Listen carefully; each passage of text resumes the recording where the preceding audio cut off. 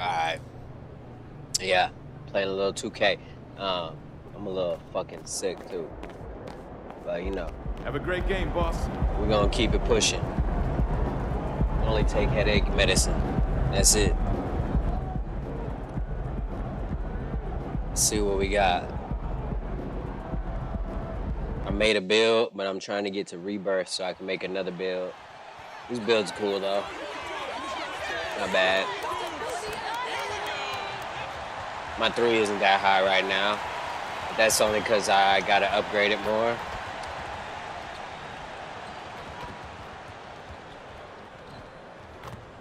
I can't make shit right now.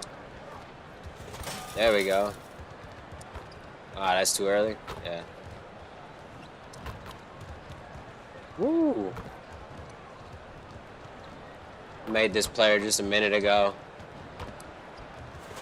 He's not that great, not that bad either.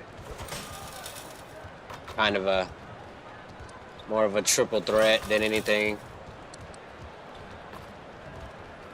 If you want to know the jump shot, it's not that special at all. I think it's just Paul George, I think.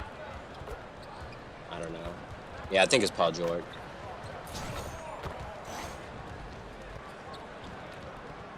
I haven't had time to like go through all the jump shots and make my own custom jump shot and shit. I ain't really tripping about that right now.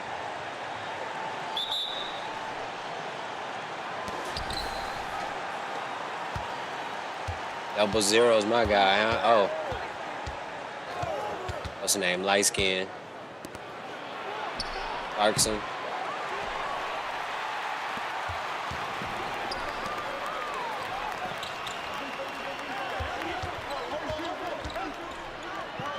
Oh, I messed that up, but whatever.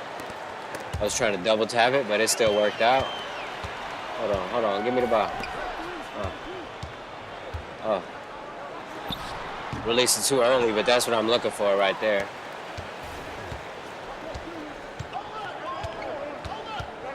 I'm about to make some more builds later today. I got like a little bit of VC or whatever.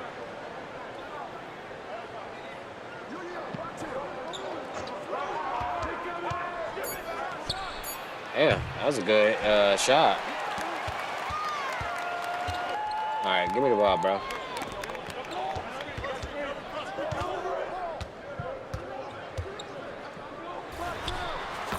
Yeah, that's what I'm looking for. Got Clarkson on my hip.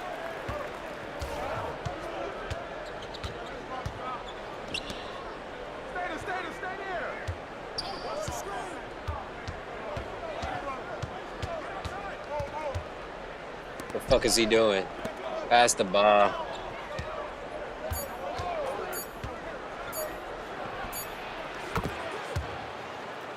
Damn.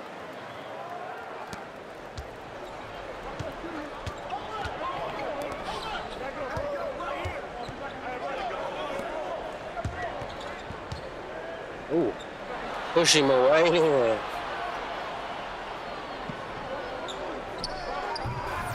Oh, come on, bro. That was good. I still gotta get my on my badges and shit.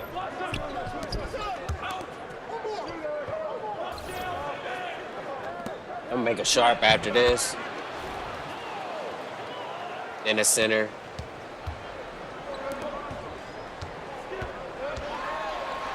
Hey!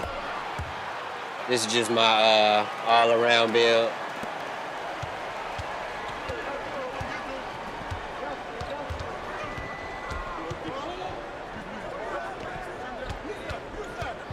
Excuse me.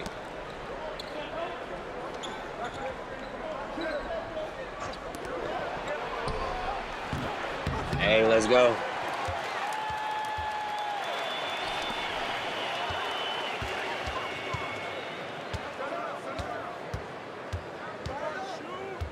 Ooh. Let's go. Little head fake butt action, like some Jordan.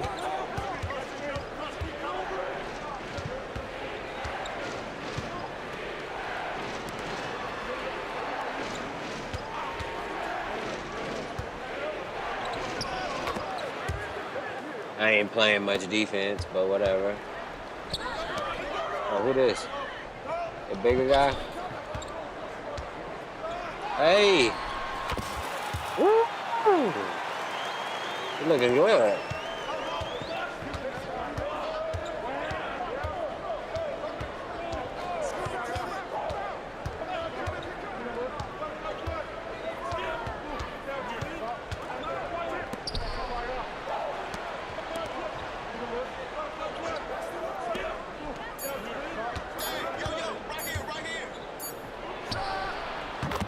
Damn, hit that shit. They always call timeout when I got the takeover shit, man. Every time.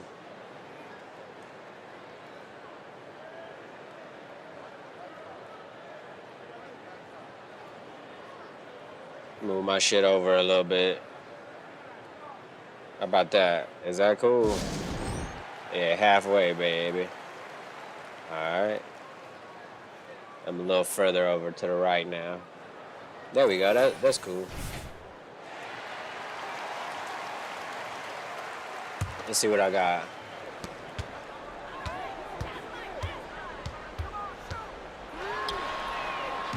Oh, come on, man. That was an ugly move, but it almost worked.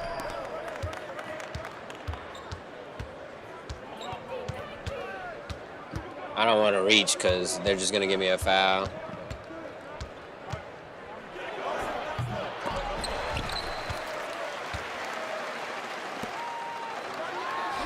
That's on me if I miss.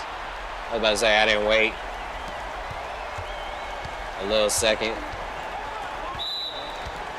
Violation out of bounds. Let's go.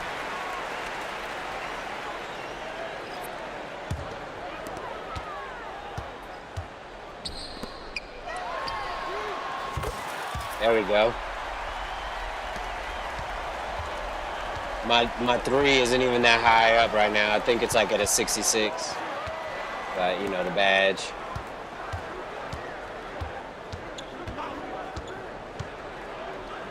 Whatever. Back screen.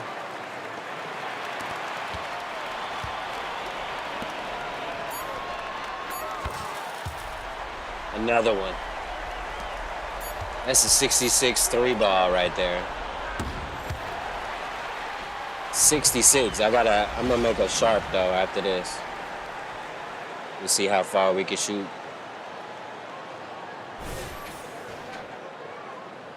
'66 3 ball. Mm. Mm. Mm. Go. Turn around through.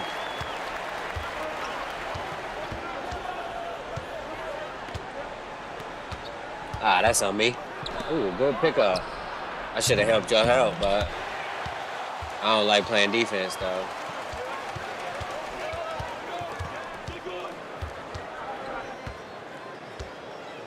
Come on, bro. Get out the way, bro. Oh, that's a good rebound, though.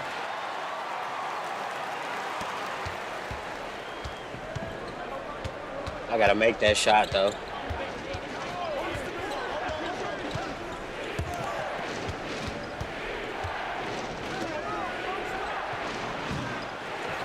Yeah.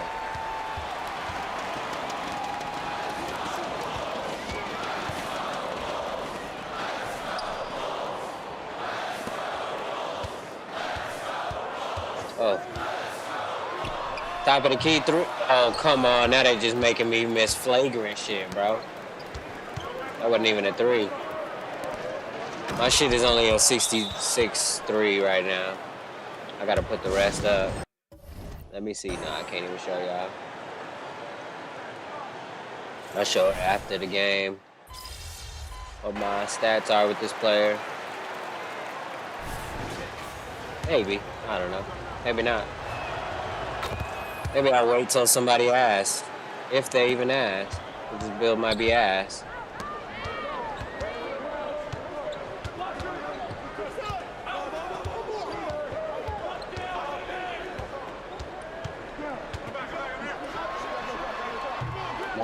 Yep.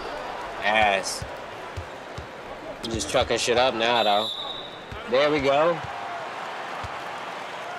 Oh, yeah.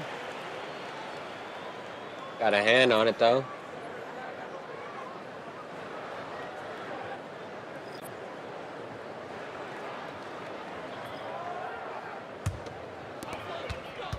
Just playing my career right now. Oh.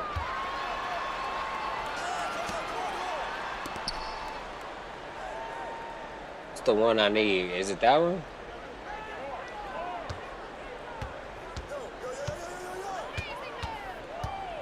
Oh, that's on me. I was supposed to fucking pump fake and pass it out, but I accidentally pump faked and shot it. Alright, I gotta get my shit together. I was playing good at the beginning. Now I'm slumping. That's what they call it. I mean, I already knew that. Oh. There we go. I'm back.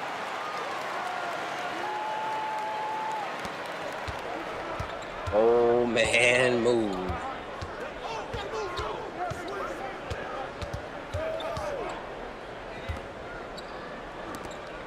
You couldn't body me? Is that what that was?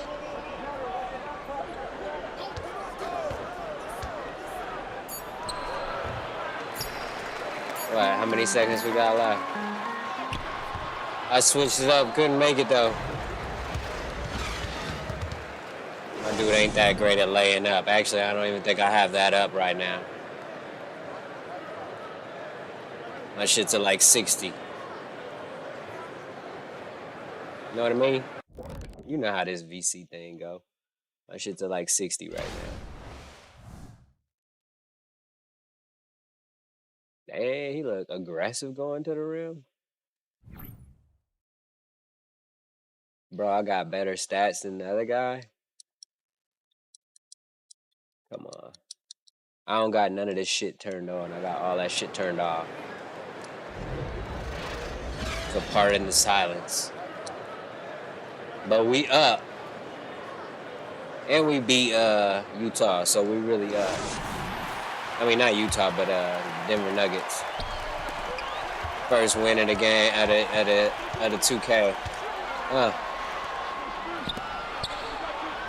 Holy shit, bro. Hold on. Oh, Clarkson don't like getting posted up, bro. Clarkson don't want to get posted. Holy shit. Hold on, let me try to fix this real quick. Let me turn this. Holy shit. Let's do that. Let's go. Yeah, let's do that. How about that? Yeah. All right. Back at it again. Clarkson. There we go. Oh. My dude ain't got the hands right now to steal that. Oh, come on. He gave me a little, he froze me a little bit. That's all right.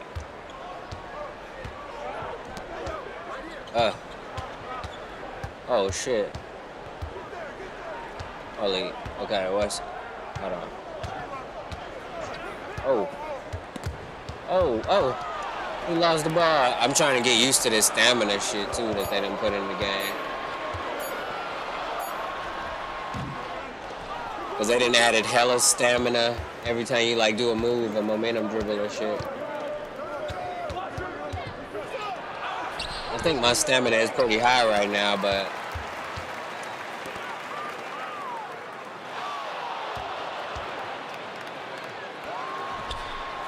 Hey! And that's a hard move to stop.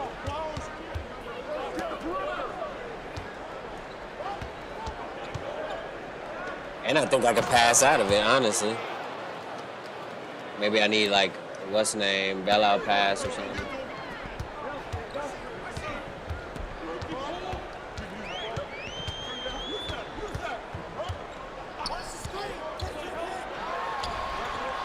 Oh, come on, bro. How is that bad shot selection? That shit was smooth.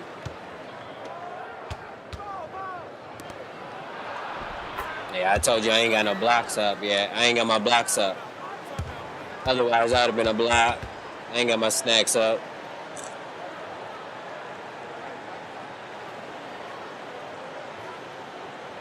Clarkson all hyper. Got a couple shots to go now.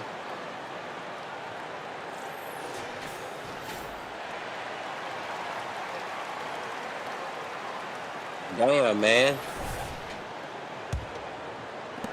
Alright, matter of fact, let's go. I need to actually figure this shit out. Hold on.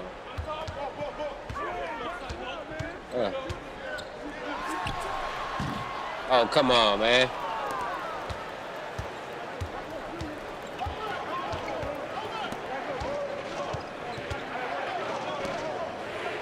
Oh, shit.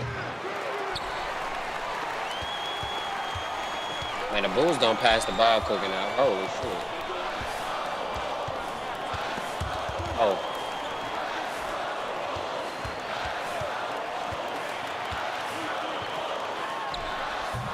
What? Can't make no turnarounds now. My grade done went down.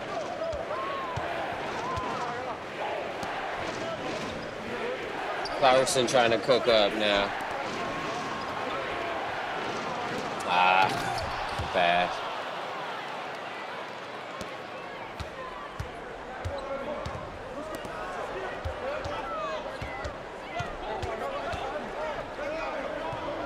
Oh shit, here. Actually, let's see what this shit do. Oh. Hey, that was kind of nice though. Need to get to the line, bro.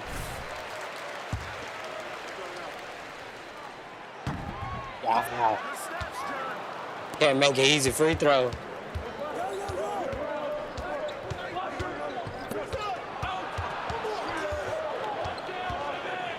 Oh, wow.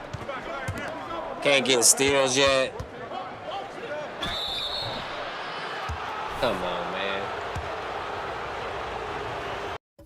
Oh yeah, I done shot a lot, but who cares?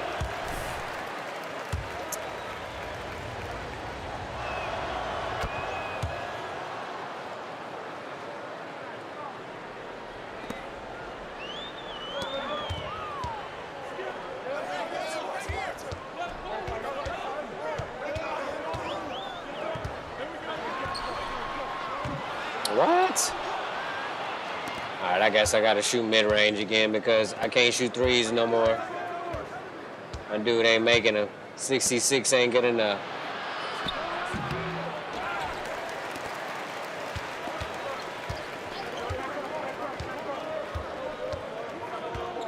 Man, that nigga hit one move and got the instant Gatorade.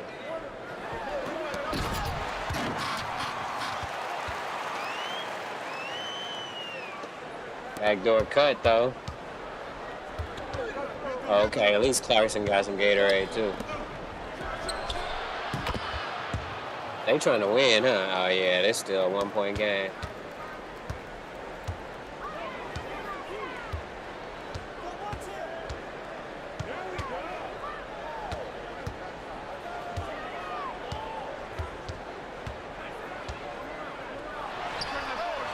Come on. Bullied him to my spot and missed it. Trying to get all these badges. I'm really just trying to, like I said, the goal today is getting the rebirth so I can make a sharp.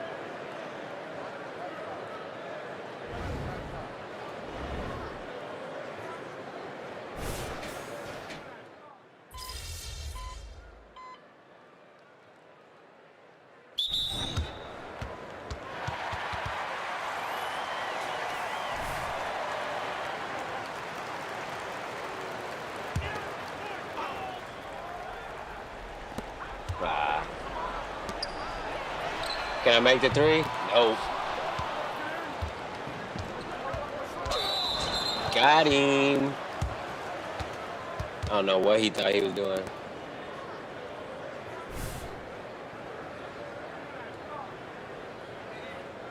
Why Clarkson guarded me like...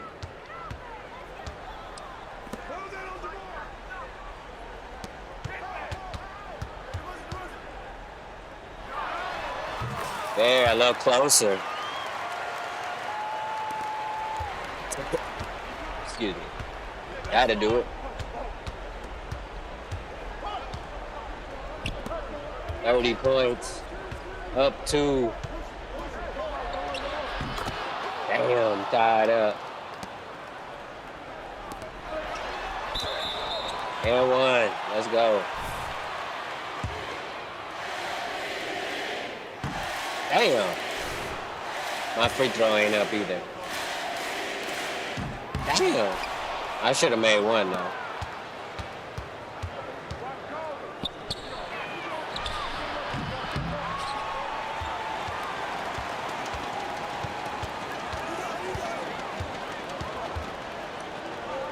Damn, bro.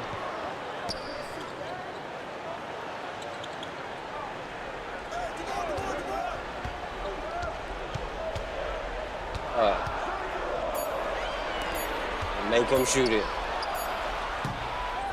And we got the rebound. I didn't want to shoot a bad shot, so I tried to get an assist.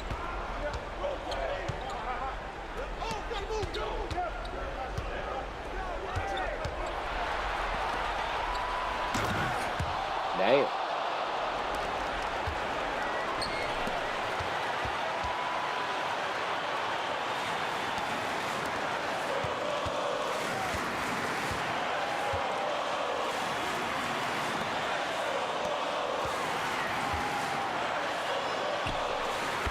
Got him.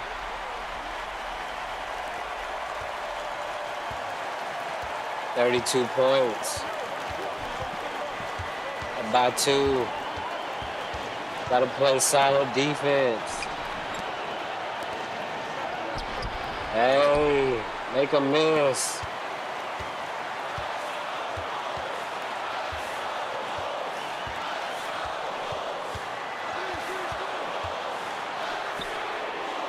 Holy shit, a fucking air ball? Is that what that was? Alright, my dude, I forgot, I can't shoot 3. I'm over here trying to spot up after a crossover. Ah.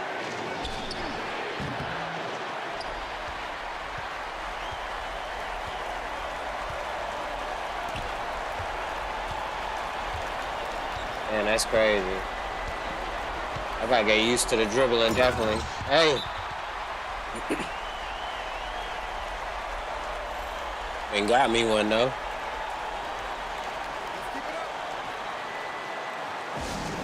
He said, let's keep it up. Modest.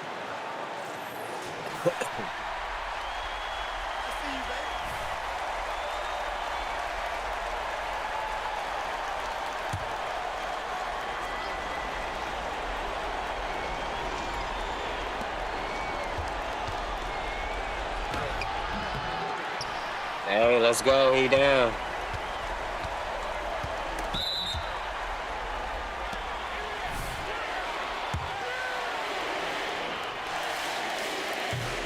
I'm going to make both of them. Come on, let's go. There we go.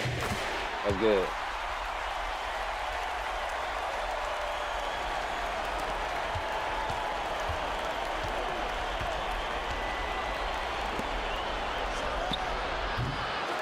Oh. We win. We win again. They fouling. Come on. I can't see him.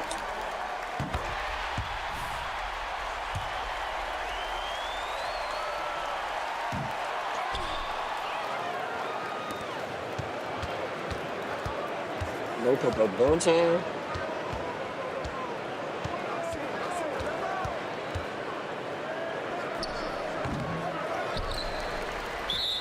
Dang. This shit over.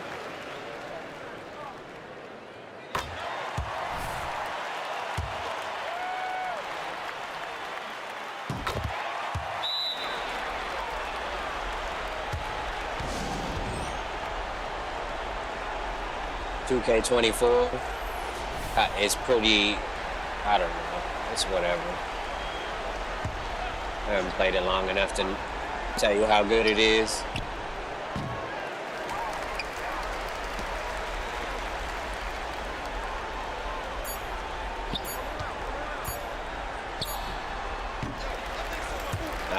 whatever.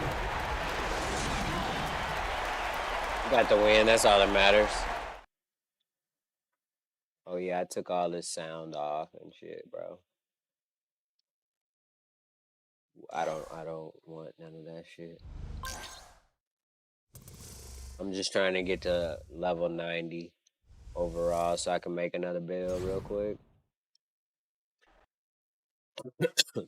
Excuse me. So that is the objective for today. Get to 90 overall. Put my 3 up a little bit.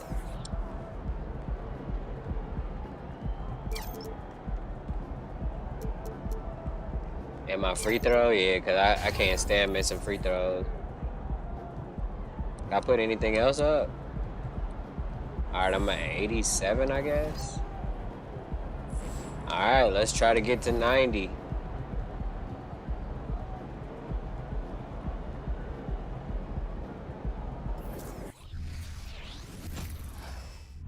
Now my shot should be a little better.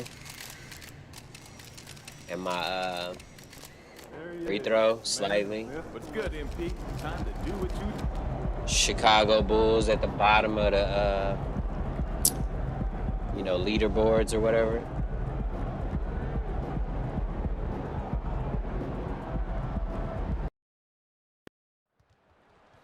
Damn. Alright, let's go.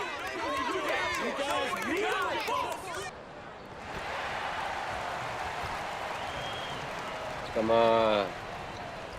Make them. Let's go. Make them. Let's go. Come on, make them.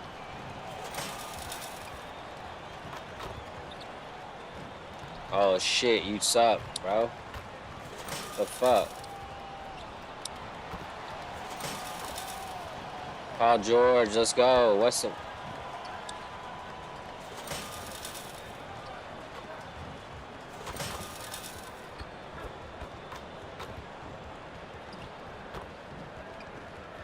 I think this is Paul George, yeah.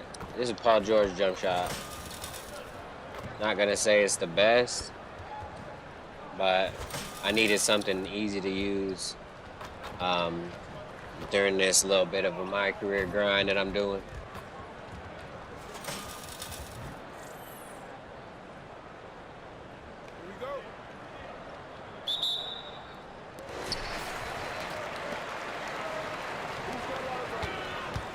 Oh shit, is he faster?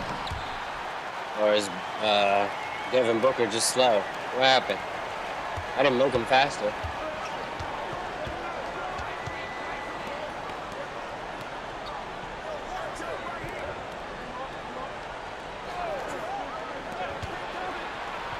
Kevin Durant, that's easy.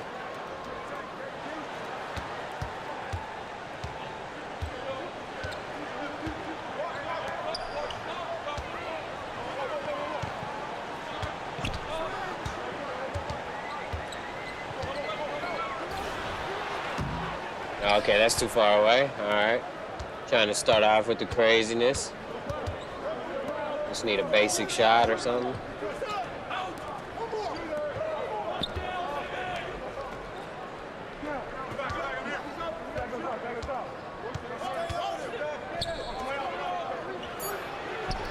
Wow, that's coming off. Come on, bro. What's up with your passes, my nigga? There we go.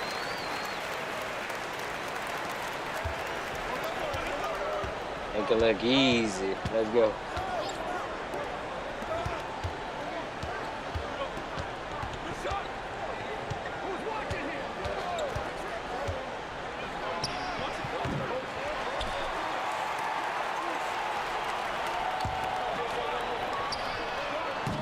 Come on, bro.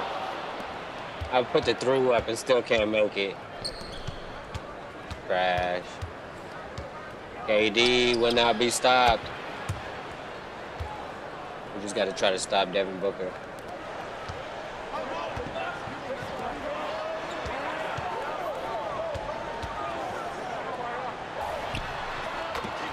Hey.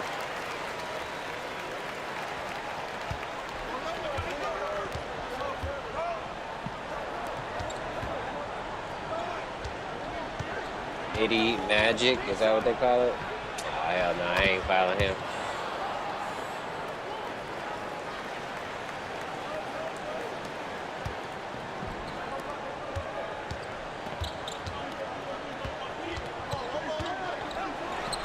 That's coming off. That might work when I get my badges. Right now, I can't shoot slightly contested shots at all.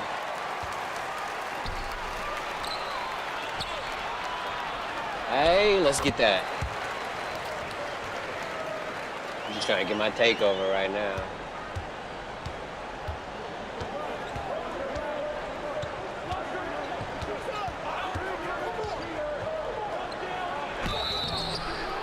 I ain't fouling.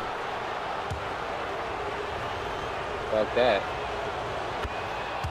Trying to get my takeover.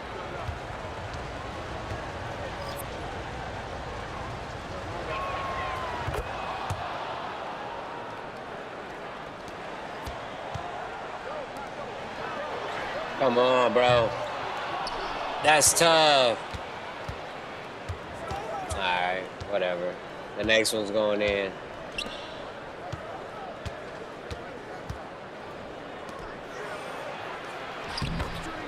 Oh my God.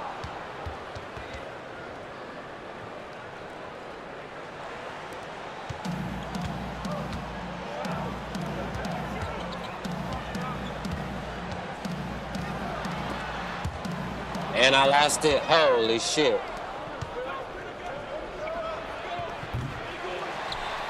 Alright, I got a rebound. Move out the way.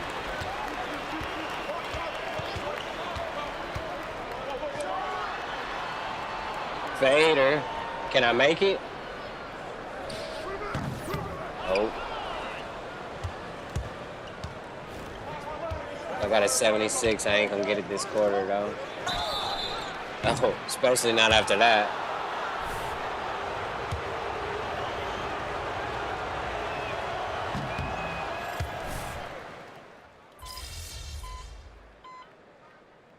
Damn, somebody's dying or what? Come on, MP.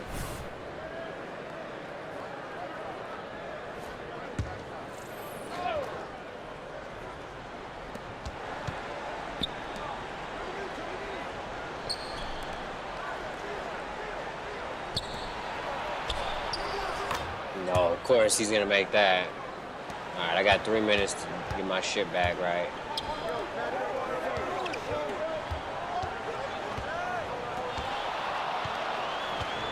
Hey. In there.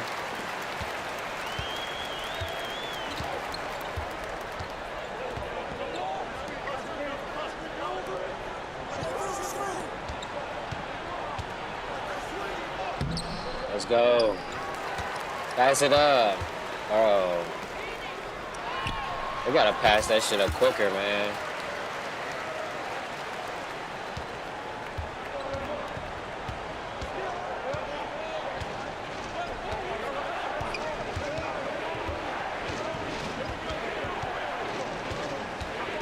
Where's he going? I'm not reaching. Let's go.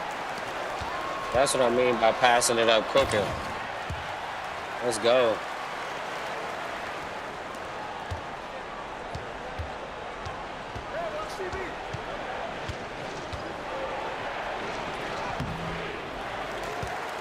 Let's go.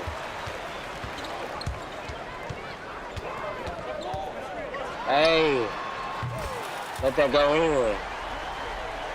Let's go.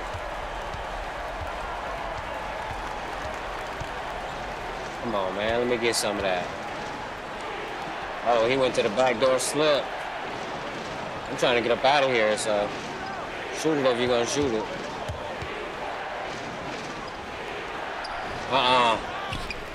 Yeah. Let's go.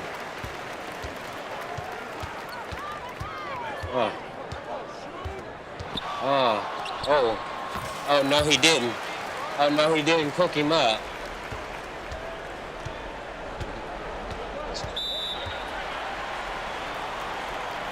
Let's go.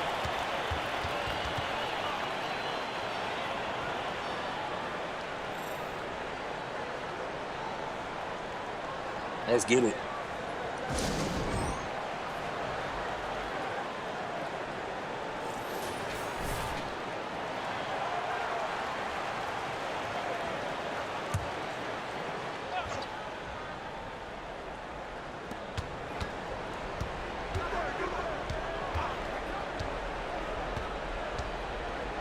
AD looking to bail out.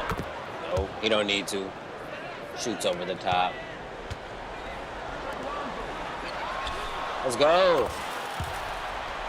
Don't give me no space, Booker.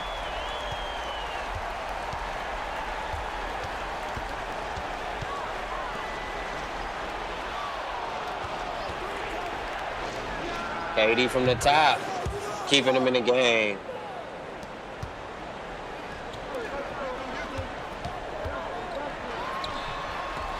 Oh, look at that though.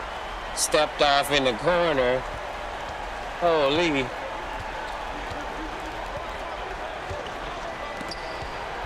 Oh, come on. Can I get a steal?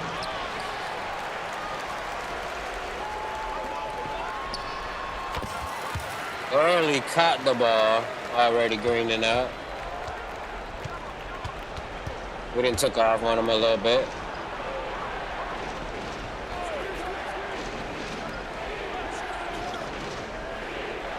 I don't know if y'all saw what my stats was for through, but it wasn't that high.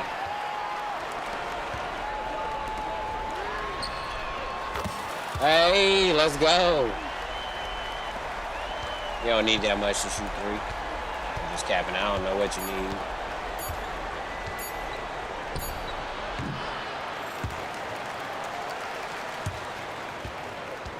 Good shit. We're gonna take a little break real quick.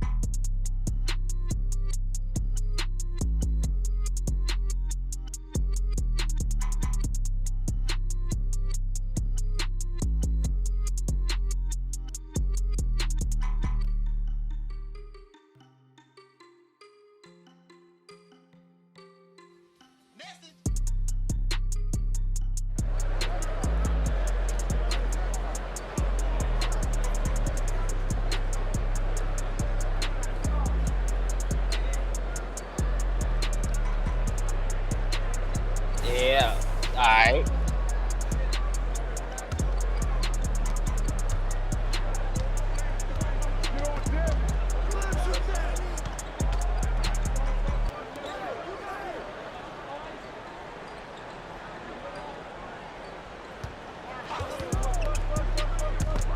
Oh, get the steal.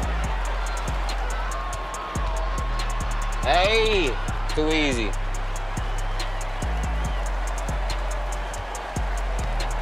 I was about to say that ain't Devin Booker. Oh, that is shit.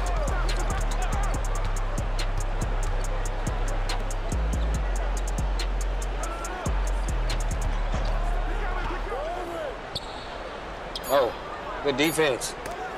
Let's go.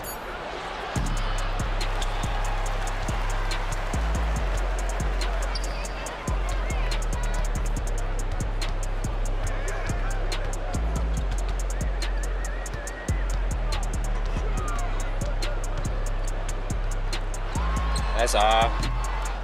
It wastes too much dribbling. I'm still trying to figure out the dribbling anyway. Can you shoot it? Alright. This bitch ass nigga.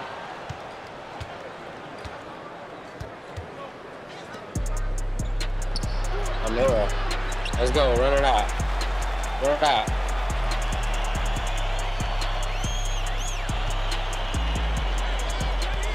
Hold on. Okay. Wait a minute. I might have to take off Paul George's shot because it looks so ugly after my step back.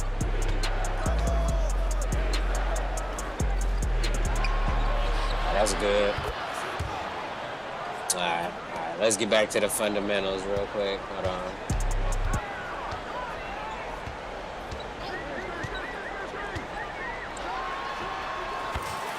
Yeah, let's get back to the fundamentals real quick.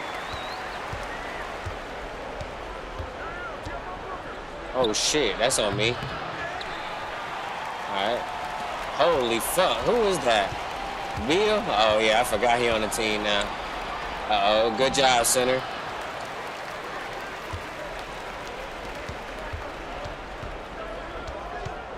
Bro. That's bullshit, man. I had him stunned. Alright, whatever. Hold on, pass me the ball, bro.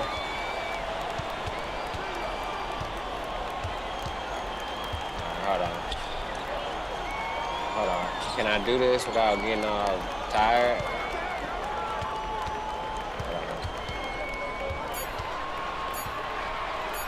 I ain't with no separation, but whatever. Alright. Next shot will be better, definitely. I'm still trying to figure out what dribble moves I can do the best. What should I do to like speed boost with this character early on and shit? Even though I'm probably gonna play sharp block or something. I just made this character to play, have fun with. If I need to play by myself on the park or something.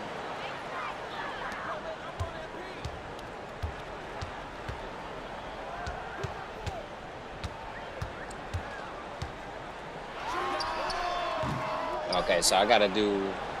Okay, Devin Booker just playing better then. I gotta play better too then.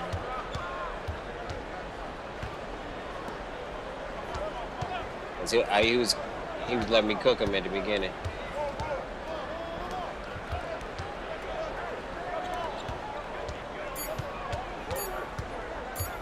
All right, we got 4 minutes. Let's try to get takeover this quarter.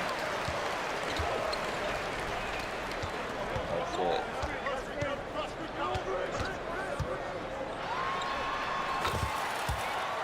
You're gonna have to get up a little further than that, big boy.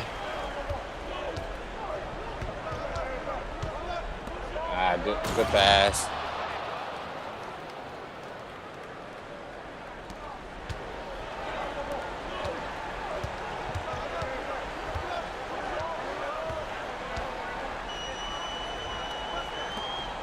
All right, hold on, let me.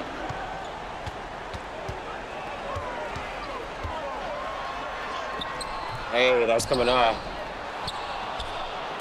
All right, I didn't want to get that close.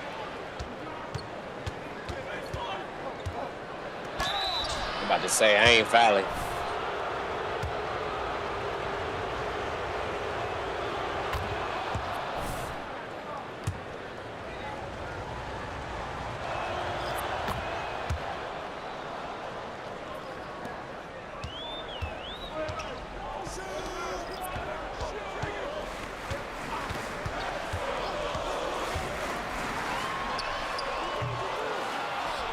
That's crazy. All right, I gotta take better shots for the rest of the game because they hoeing now. I can't even make regular wide open threes. Well, like I said, my three ain't that high, but still.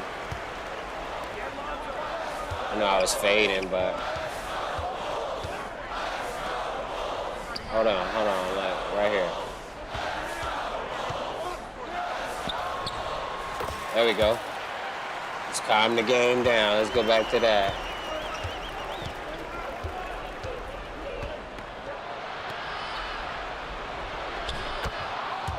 He just worked his way in there. Timeout came anyway, so.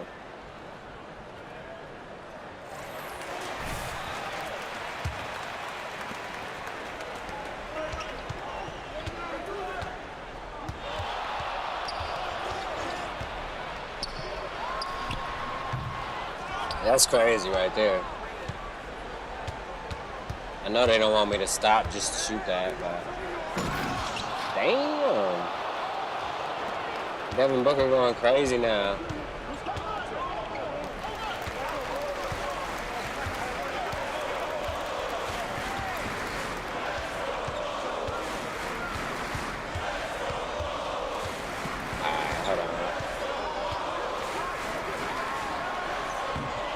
What? Maybe because I'm tired. Because that was clean, though. I ain't gonna lie. I ain't fouling his ass.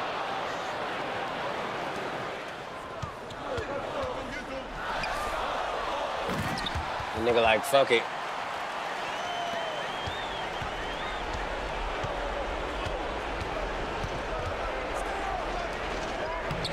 Devin Booker going to work now.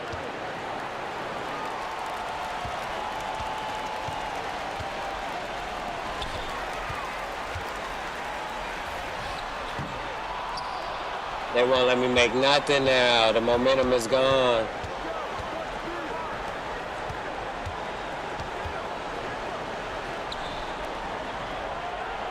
Uh-oh, Devin Booker seals the deal.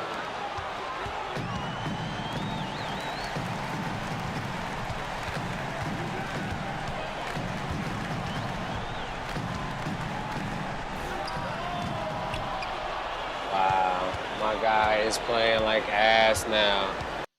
Take me out of the game, coach. I can't even come out of the game.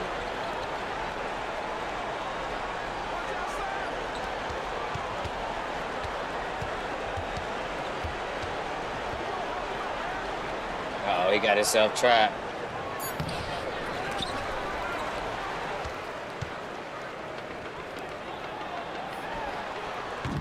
But won't let me make nothing now. What is that?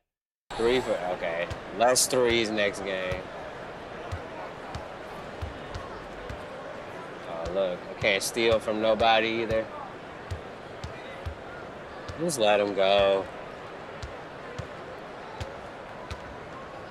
Jeez. That's tough.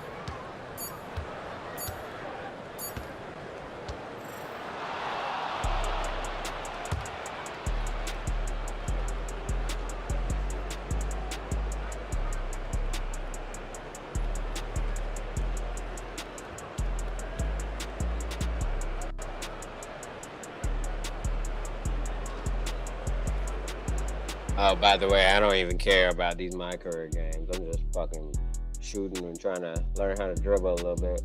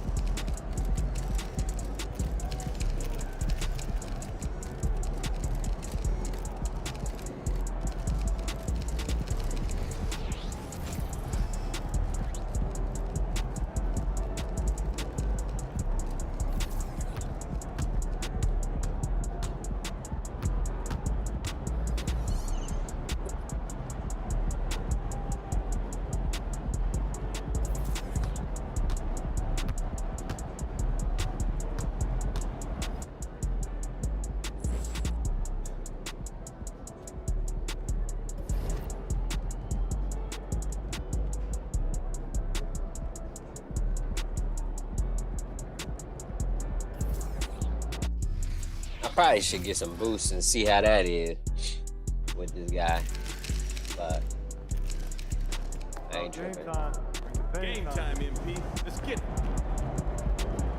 Like I said, my goal is to get to 90. I don't want to stray away from my mission, because I will. Low key. so many things you could do in this game that I'm glad they ain't forcing me to do nothing. Just getting to do what I want. Trying to learn my player really before I make another one.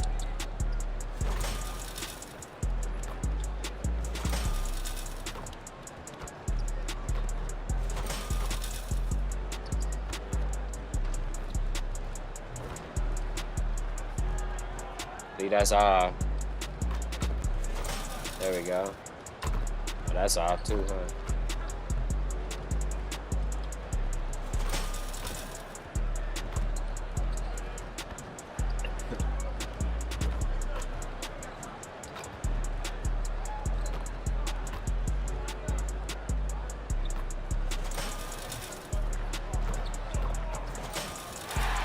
Hey.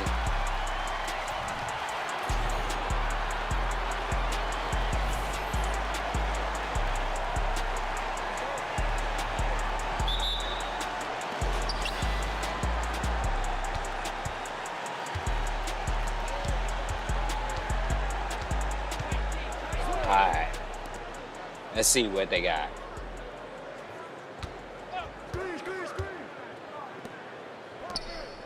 Uh-oh, already burning me. I'm over here trying to get this shit good over here. Alright.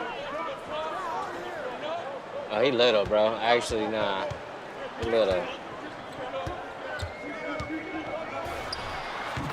Yeah, he little.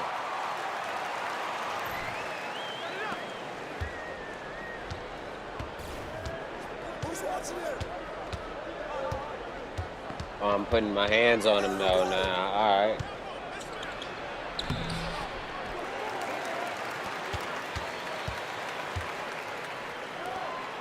Aw, come on, bro. What kind of pass is that?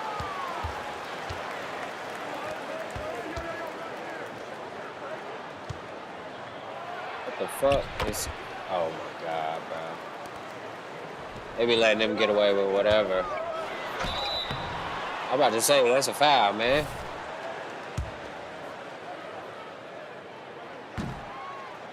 I can't even make a free throw. I don't know why I put my free throw rating up. Still can't make a free throw.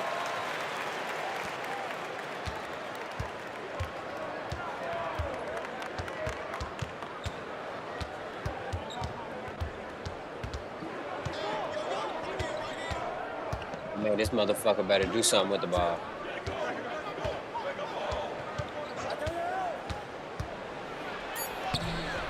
Alright.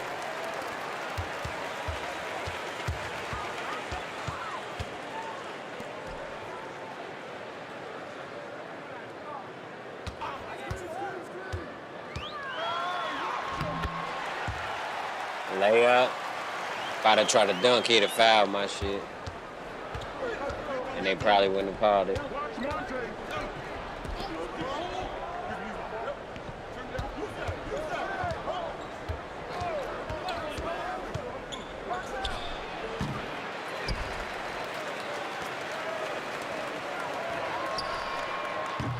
Oh, good shot selection. My dude can make those now, though.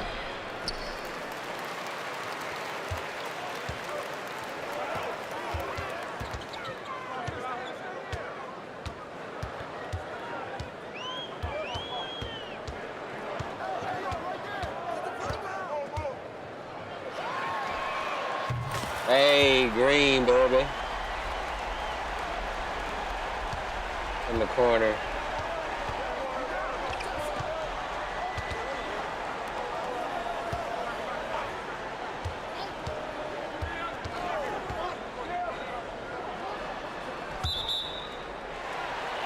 They gonna call timeout. Oh, I picked the wrong takeover. But fuck it, let's see how this one works.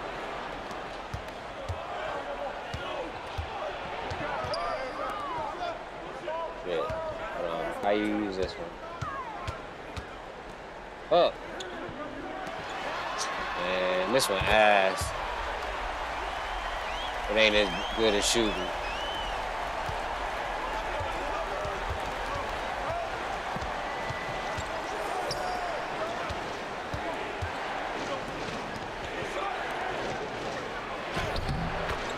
Damn, how you make that? Come on. There we go. I mean, that was cool. That was a layup.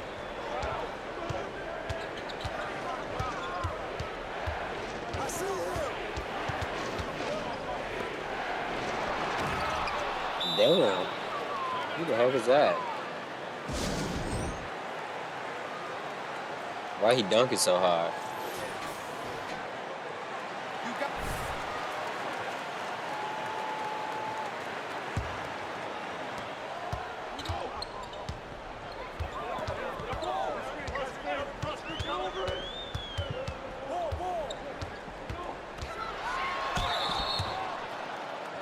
Sheesh.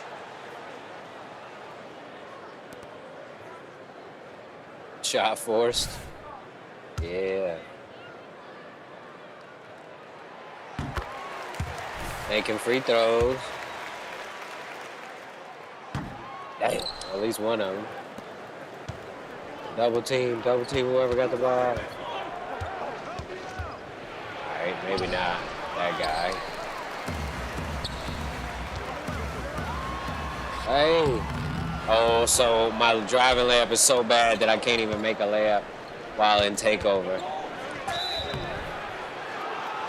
Don't put the drive in takeover. I did it on accident.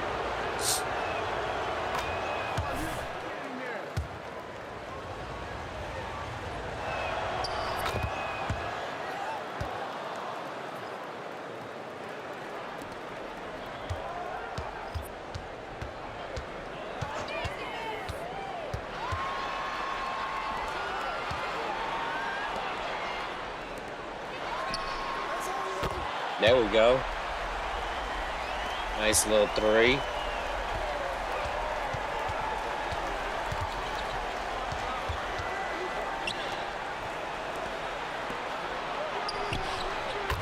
Man, he was chilling, waiting for the three.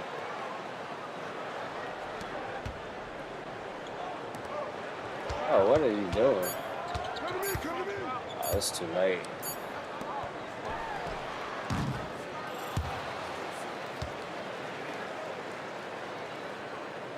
Hispanic Heritage Month.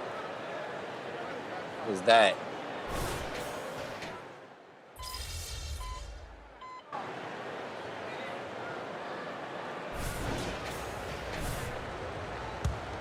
Nah. I don't know.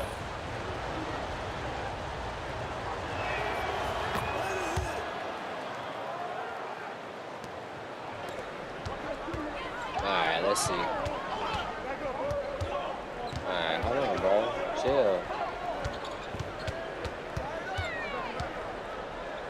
Alright, back off. Holy shit. Can't make my turnarounds no more.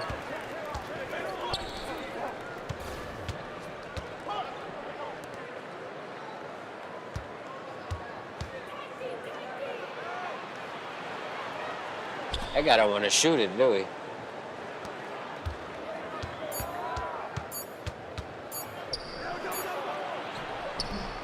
Yeah, he didn't want to shoot it either. DeRozan. Chill, bro.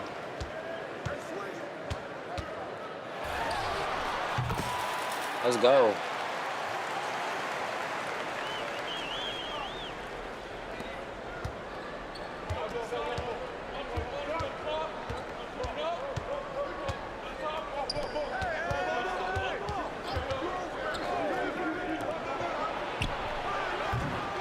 Yeah, we got the rebound.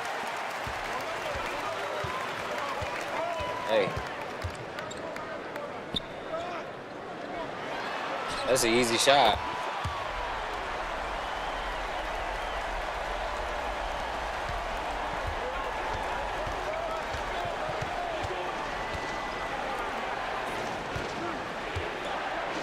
Oh, my bad.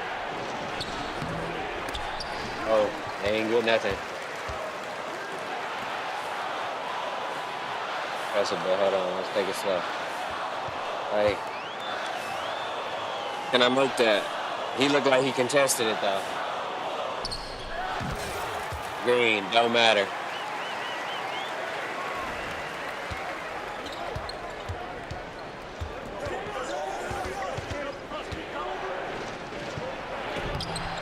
hell no, bro.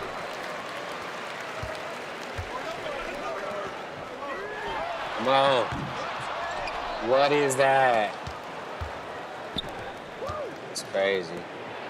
Hey. Whoosh. Throws it down. Hey. Oh, where'd he go? Where'd he go? Did anybody see my defender? Where'd he go?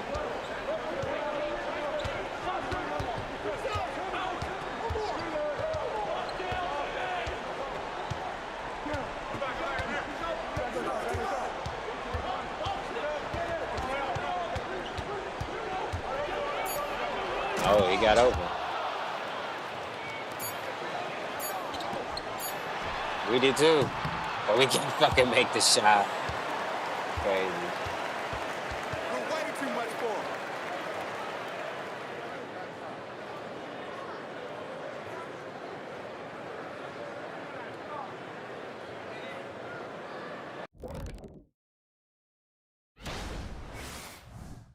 Maybe I should be shooting with another shot. Maybe. I don't know. I have no idea. I can't call it. Alright, hold on. Let me get through this part of the game. Alright.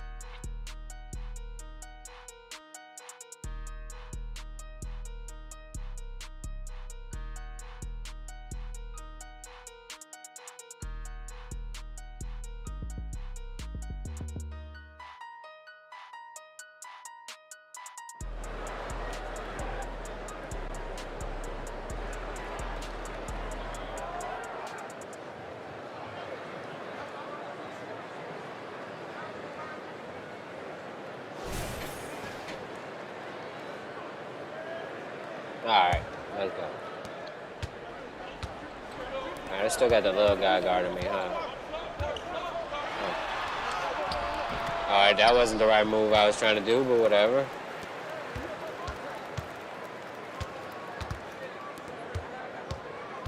Oh, I should have reached on him, but I probably wouldn't get the steal.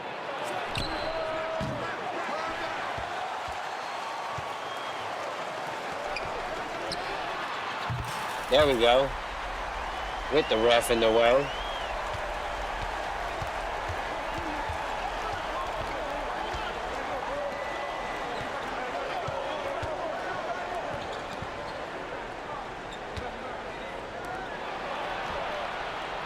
Damn. I don't know who that is, but he shot that thing.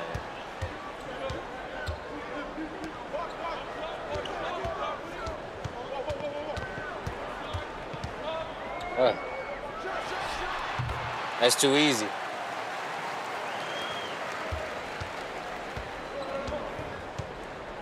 You're too little, I think.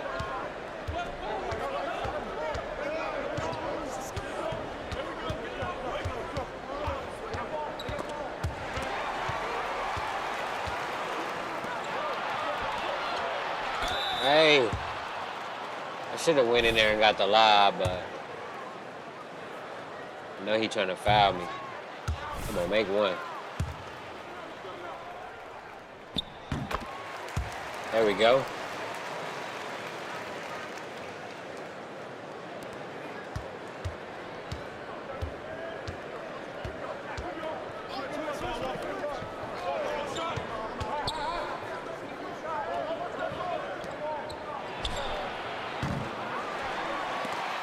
Oh, come on, bro.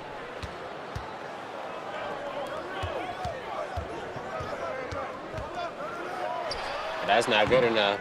Damn.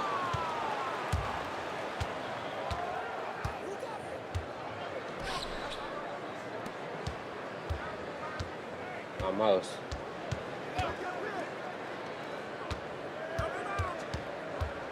He ain't got shit. They ain't got shit.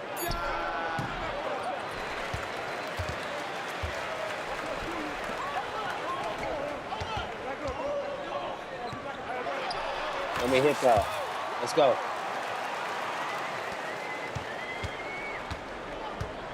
Not the Corner with it.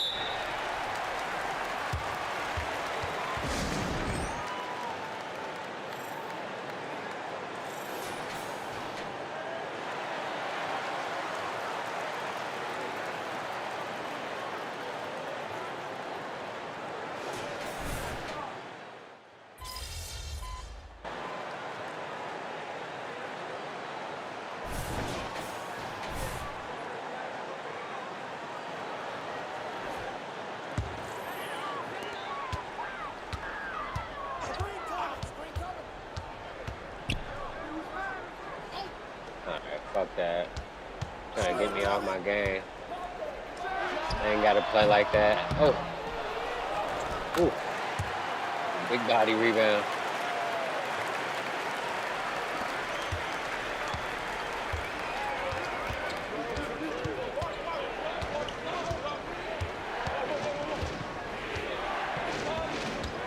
Come on, 2K. I ain't letting him go though. Alright, he going that way. Oh, hell no. What is that? They gotta throw the ball down faster. That's crazy. Throw the shit down.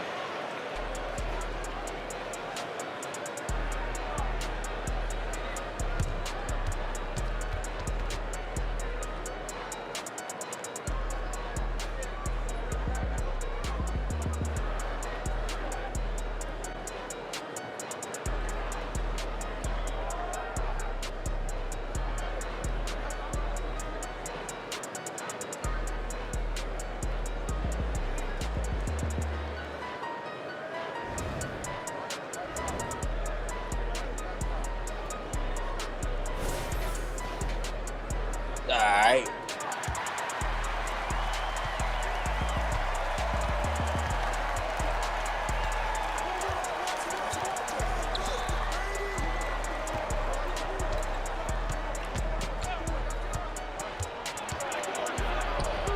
Yeah, that's a good play.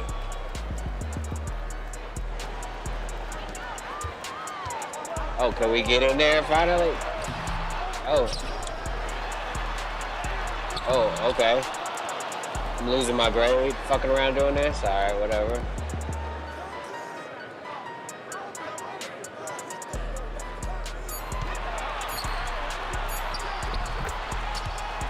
I'll take it.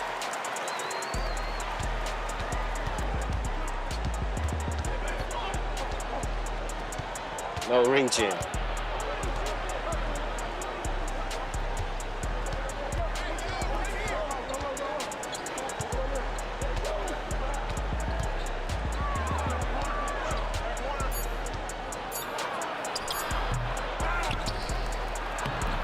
That's crazy. Good defense, though. What can you say?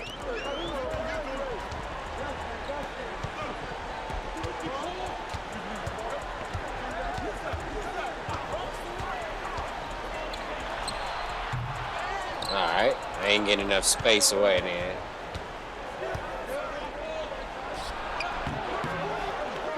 Holy shit, Andre Drummond.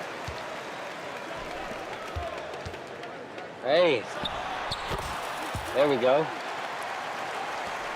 I'll take it.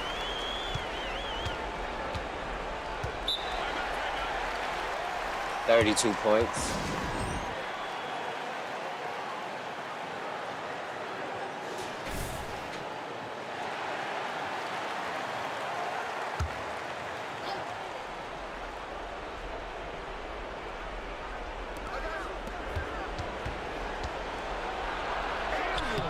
Yeah, I ain't gonna foul me going in there doing that.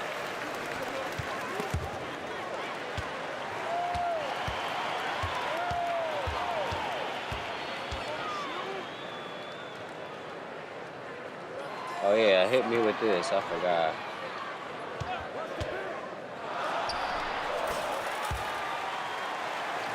We can do that a couple times.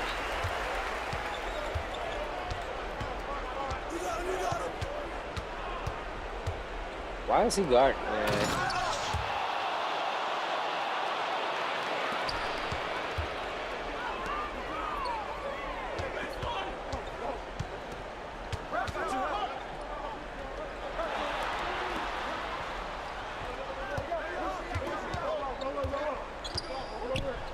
There we go. Shoot it.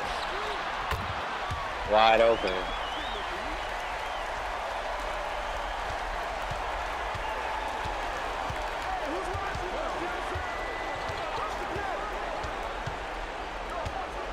Oh, is he gonna throw it? Nope.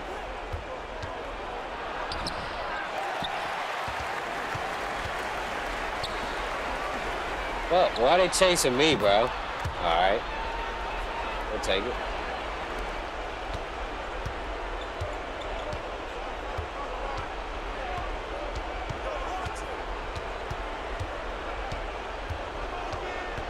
What the fuck?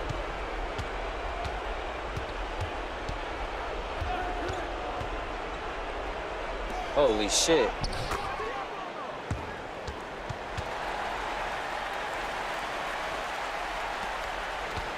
Are they trying to...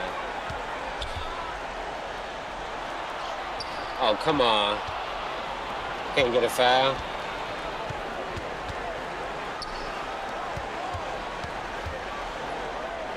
It's only a minute left, that's why. But we up, though. We up.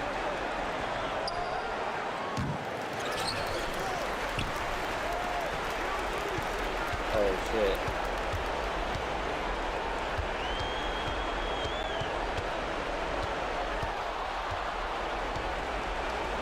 Oh, gotcha. Stay in your corner. Yeah.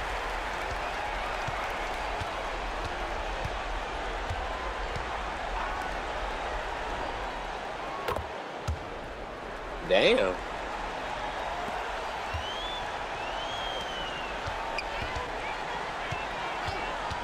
Ooh. Holy. Alright, I'm about to pay attention next game. Get my little cook on. See if they'll let me cook. Let me see, come on.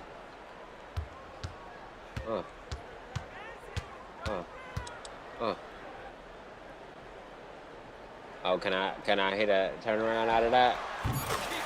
Yep. They ain't called traveling either. Shit crazy.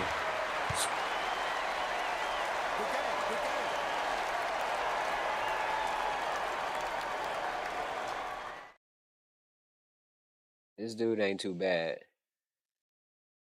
But like I said, he just to see how the game play.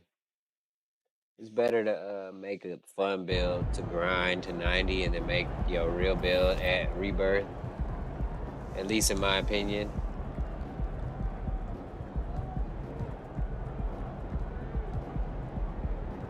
I just want to do Rebirth. That's the only thing I want to see on the map. That's it. That and what's the next game?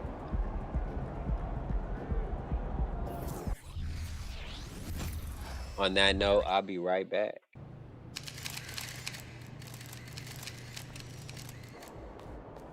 This is about game time. Bring Have the a good pace game, man. back.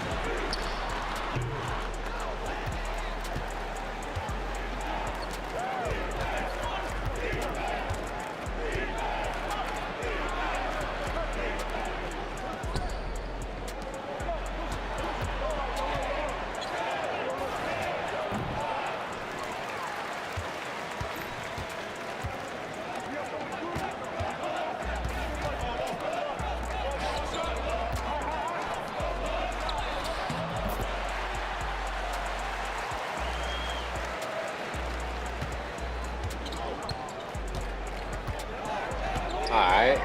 Oh.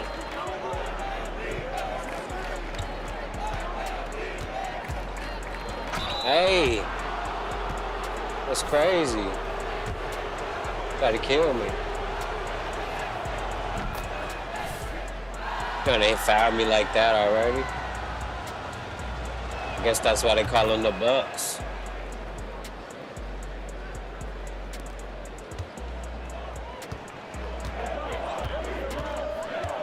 What build should I make? That's what this video should be titled.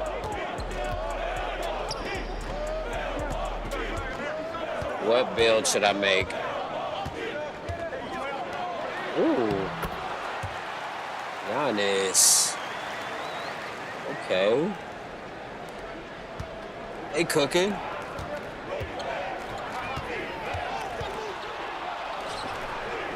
Alright, he was a little close. I just wanted to see if I can cook up.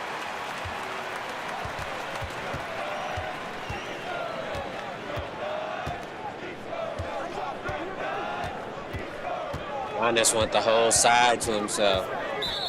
He went out of bounds and everything. 2K, what is that? You want me to play defense on the computer, and then when I do, yo computer Giannis run out of bounds.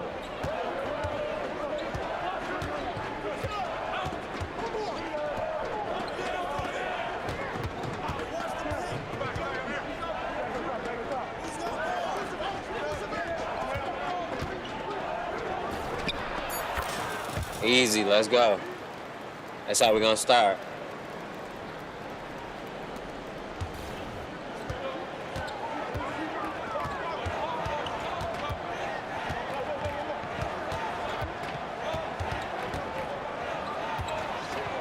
Oh. Okay. I didn't think he was that open either. Holy shit. Back up. Holy shit, bro. What is this?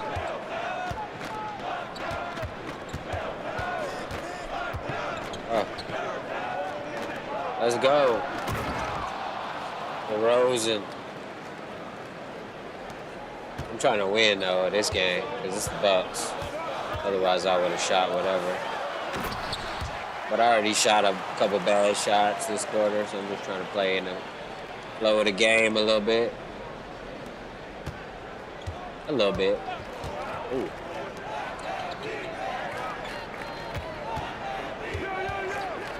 Oh. See, I fucked up. Oh. And one. They reaching.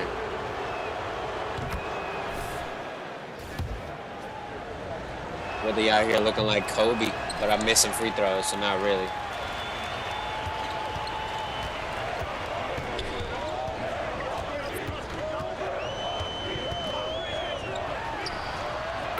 Okay. Oosh.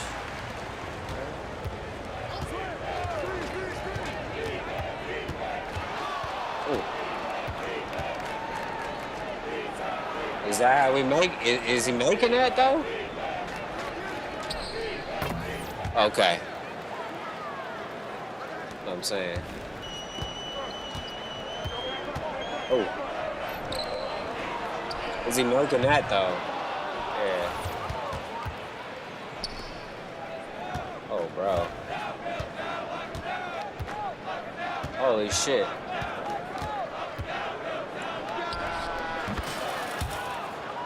Alright, now, that's what I'm trying to do every time, bro. Alright, I gotta figure out the move. Hold on. I gotta figure out all these moves and do them every time.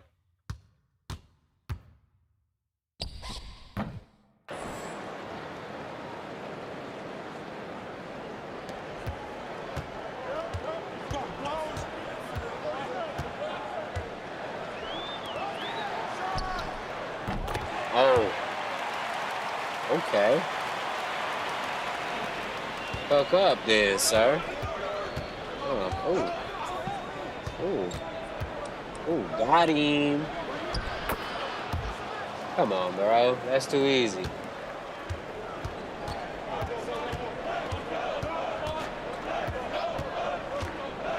Oh, that's a weak ass play.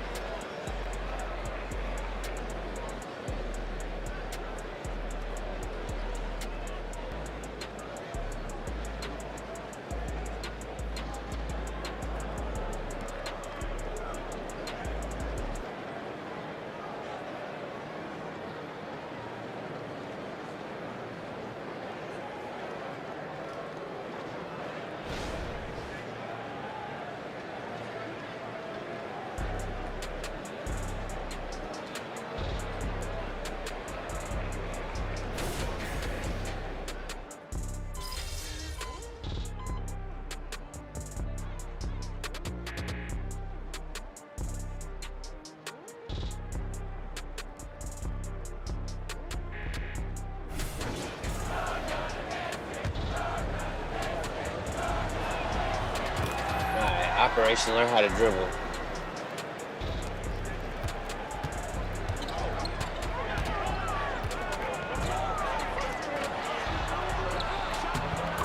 I got away from him. Fuck that.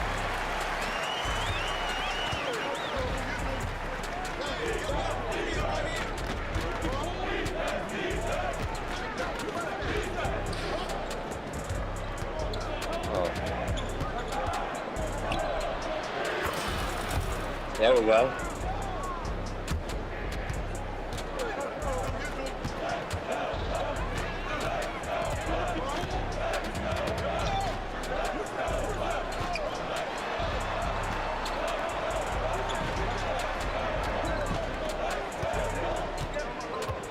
Nobody's following you over there, bro.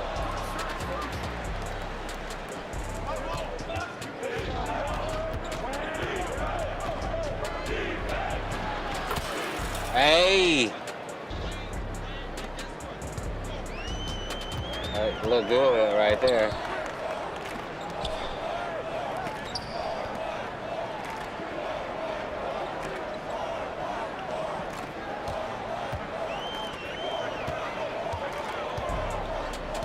Come on, man. Wasting all my shit.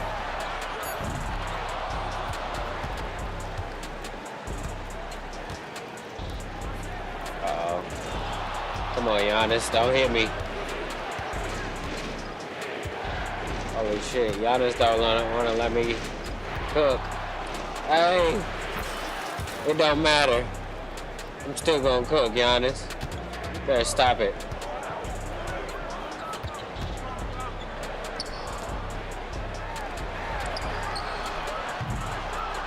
Let's go. Another one.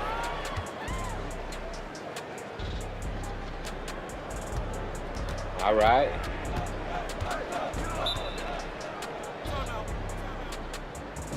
The quarter or whatever.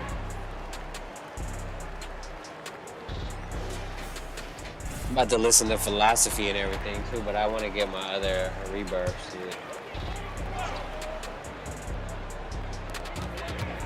So we just chilling. I'm really trying to learn how to dribble and everything too. I think I gotta come down and without the turbo and do certain moves and shit. You know what I'm saying? Let me see, bro.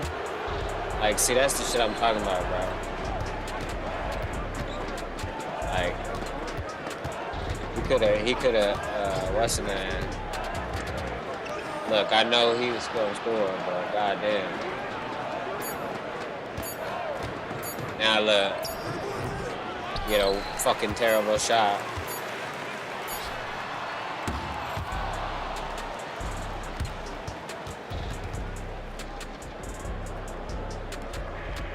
I'm trying to see what dribble moves work.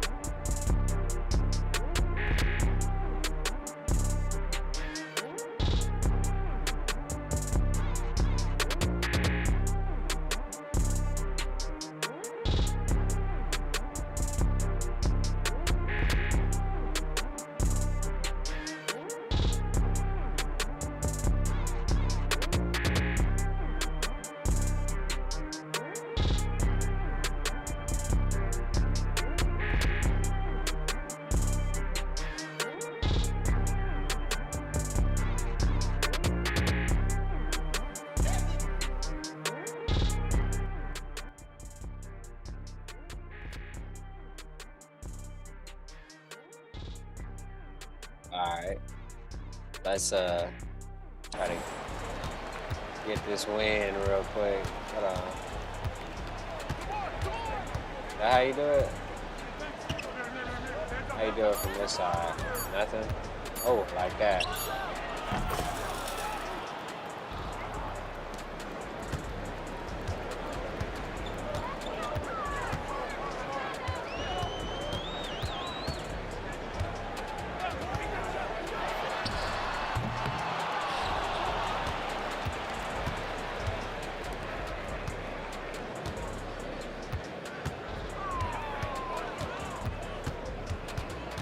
Holy shit.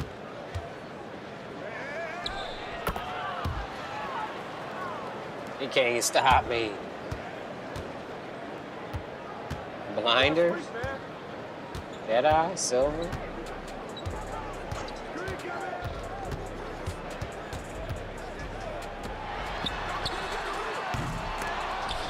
I don't even know if I got those badges on or not.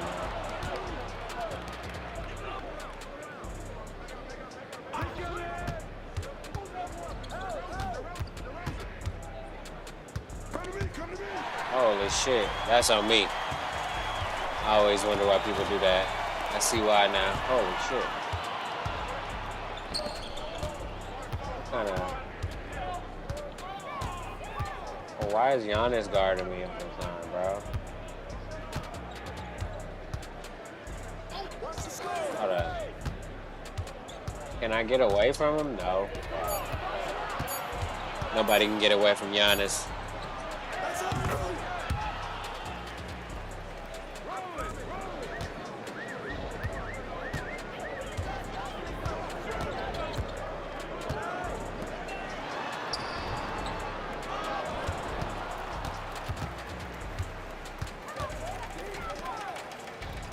Can that go in? There we go. They left me open.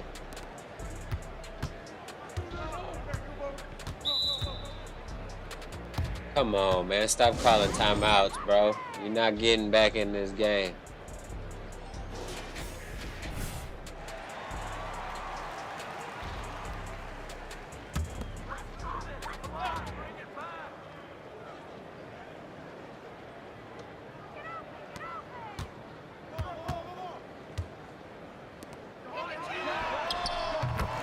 Damn, alright, I can't leave him.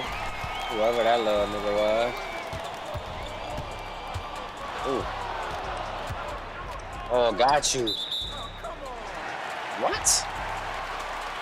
I can't make that pass, alright. I gotta get the passing badge apparently to make hop step pass. But that's the move I was trying to do though. Alright. They coming back.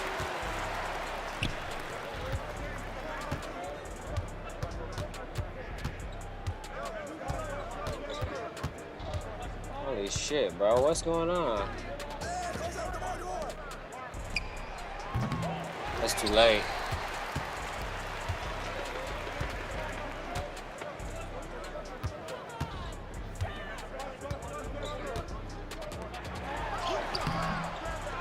Alright, is it this button? Hold on. It's not that. It's definitely not that. I can't figure out how to do it. Hold on. I'm gonna try to figure out consistently. I know how to do that though. That was splitting the ball out of my hand.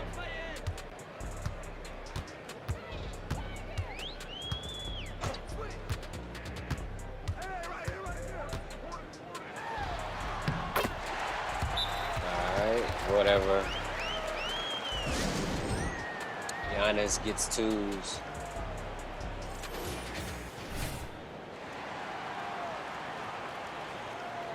Alright, yeah, let me see this shit, dog.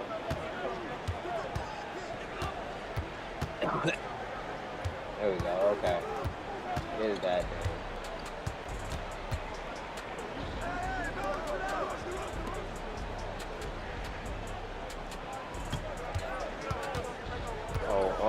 Oh, okay, he can body too. That's what it is. As soon as I went into the post, that fool drained my energy.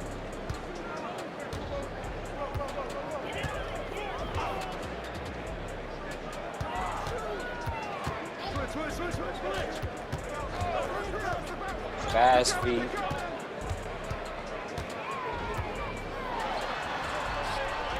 Immovable object or whatever. Immovable enforcer or something. Oh. Oh, shoot it.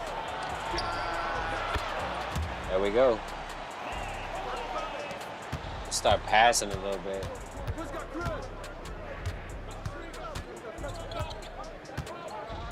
Get there, get there.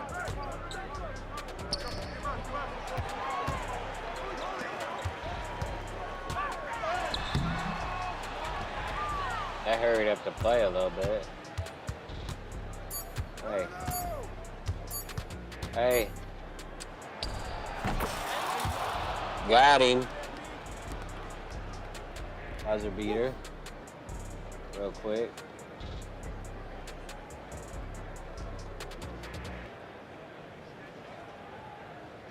It be like that sometimes, you know?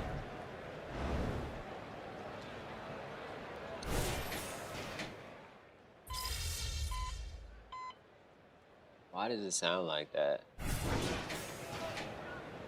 D up on.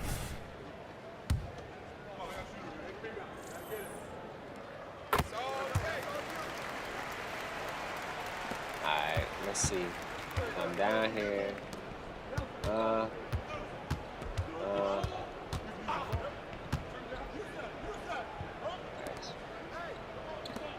What should I do when I get over there, though?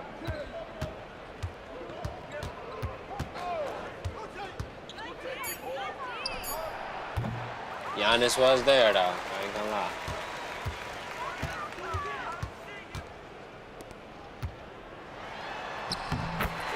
That was brave.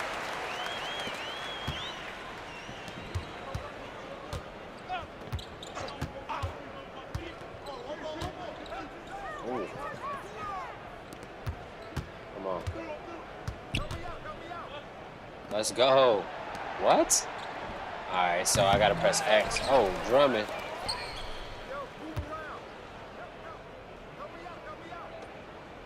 That.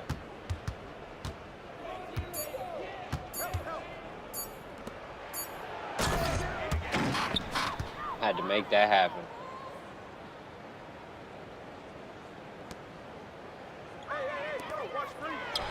Okay.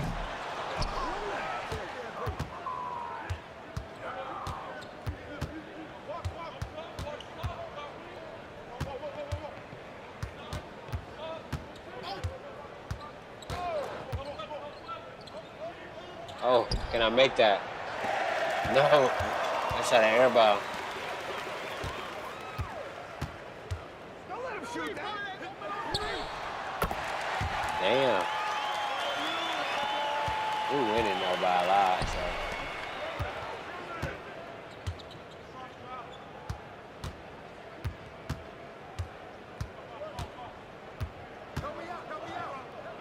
Let's go. Shoot that.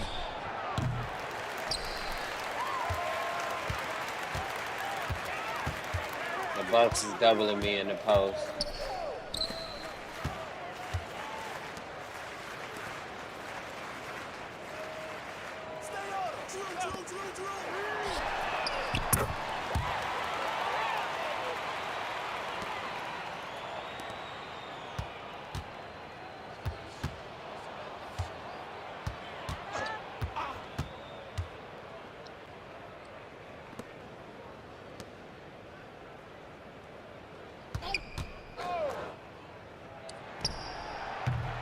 Holy shit.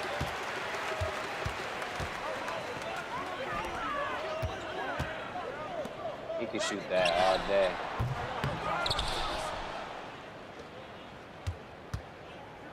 Okay, that's it right there. Alright. That's it though. That's it though. I've been waiting to figure out without turbo. Stay out here.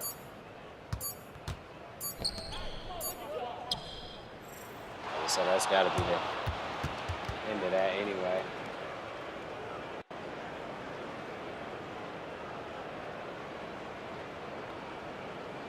Good stuff.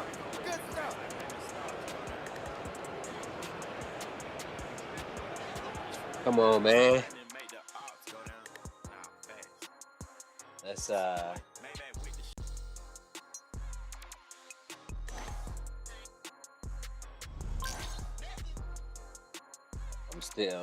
I need another couple bars. What time is it, man? Only 12 o'clock.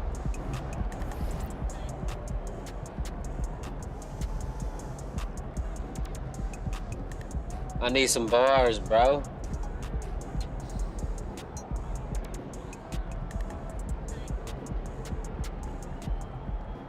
Alright.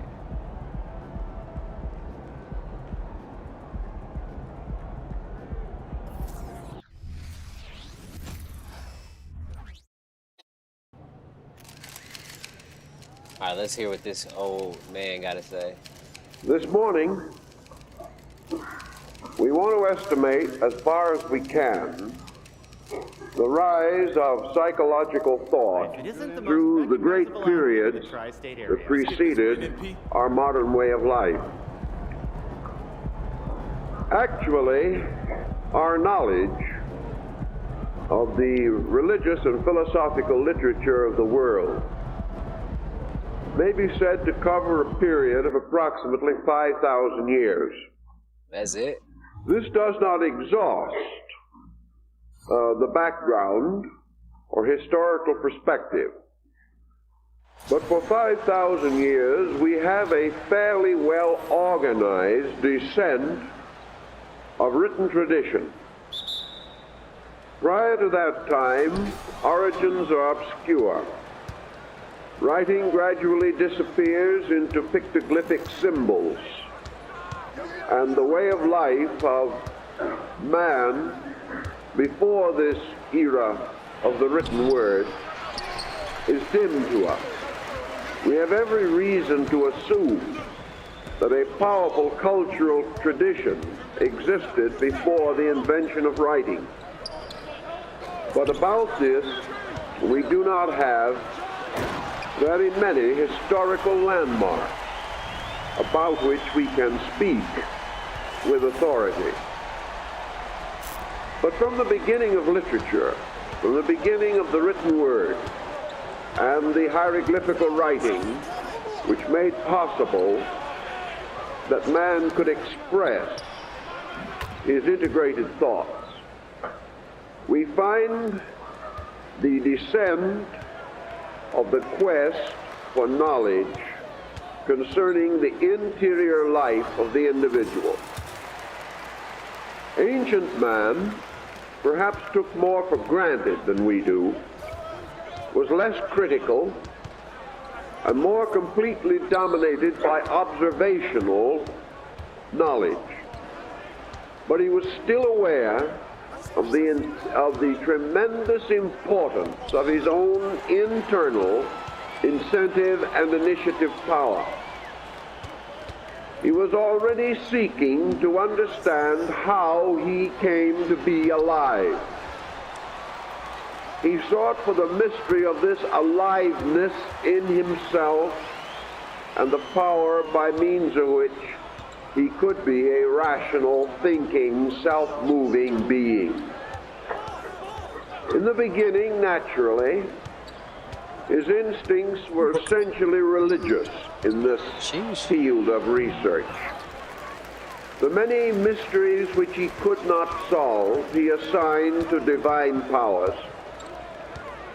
He assumed, therefore, from the beginning, the existence of some kind of a spiritual energy or life principle, either in the form of a personal deity or in the form of natural forces.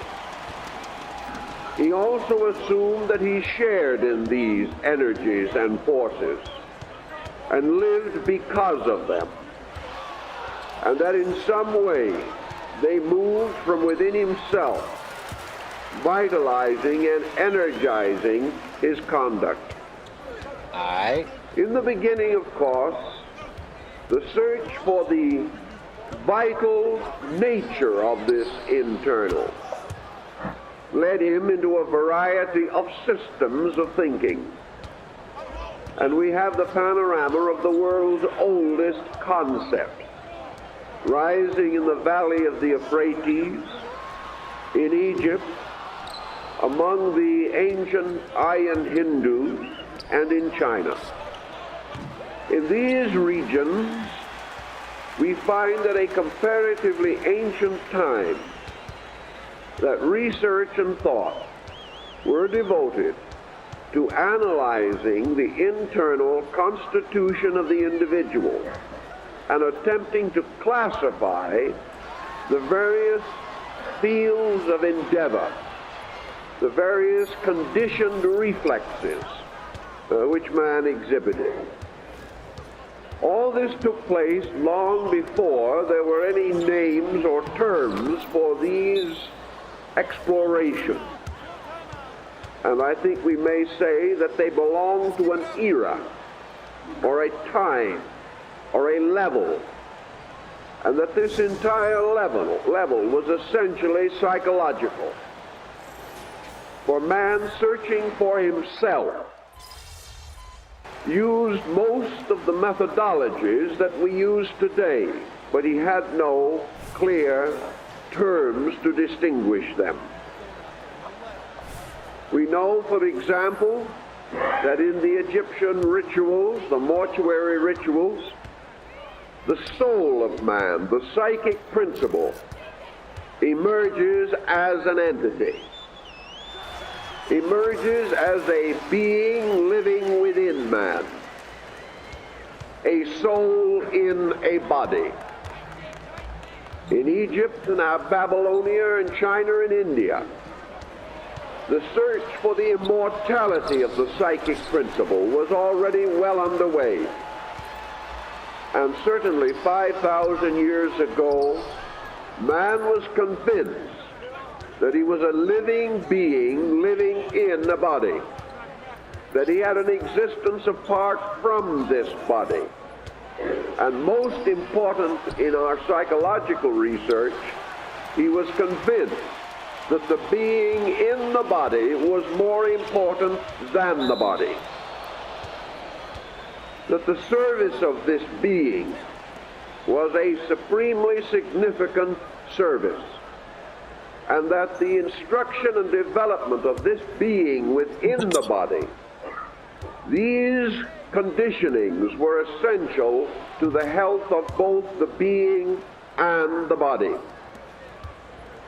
Man had already begun to integrate a moral code, and a moral code was essentially a psychological code, inasmuch as morality did to the comfort of the psychic entity. Man who broke the code, who violated the primitive taboos of his kind and tribe, was unhappy. Therefore, essentially, adjustment and happiness, serenity and security came from obedience to the code. Now, these pleasant reflexes had to do with the pleasure or comfort of the psychic being. It was the person in the body who determined the happiness of that body. And the individual was deeply concerned with the satisfying of instincts and impulses and intuitions within his own nature. Primitive man, perhaps more than modern man, was also concerned with the extrasensory perception band, which transcends the normal functional structure of our thought and emotion. In the beginning, he assumed without question that man's psychic life had an existence of its own, and while it was normally involved in our objective existence, it also was involved in a survival for itself. Thus, the psychic being had a life apart from our physical life. It did not come to the mind of ancient man that this psychic life was completely identical with body. Various explanations were advanced to demonstrate the validity of this claim, but even among the ancient Greeks, prior to any integrated concept of immortality, they definitely believed that the decarnate soul continued to be aware, continued to have kind of life. And throughout the earth are scattered the burial mounds of ancient peoples, both advanced and primitive. And these mounds indicate by their content and by their ritualistic pattern something of the conception that these people held. Throughout ancient times, men buried with their dead certain emblems and symbols of continuance. Furthermore, they buried also comforts, commodities, and luxuries, jewelry, adornments, instruments, convinced that these would be of interest or importance to a living soul that survived death. The ancient habit of burying with the dead miniatures of houses and cattle, of various wealths and treasures, and also burying familiar and loved articles. These intimated that ancient man believed that the soul would be in a condition to enjoy these things. The burial of food with the dead also carried the same thought. Furthermore, in his daily life, ancient man left food offerings for the souls of his departed friends and ancestors, by which he implied that these souls could be hungry or could find certain satisfaction in taking the food that was left for them. Most of all, it meant, of course, that these souls continued to live. Otherwise, all such offerings would be meaningless. Thus, from the beginning, this survival of the soul was regarded as a natural assumption. Man, unable to experience the total extinction of himself, could not assume that such an extinction could take place. He must continue.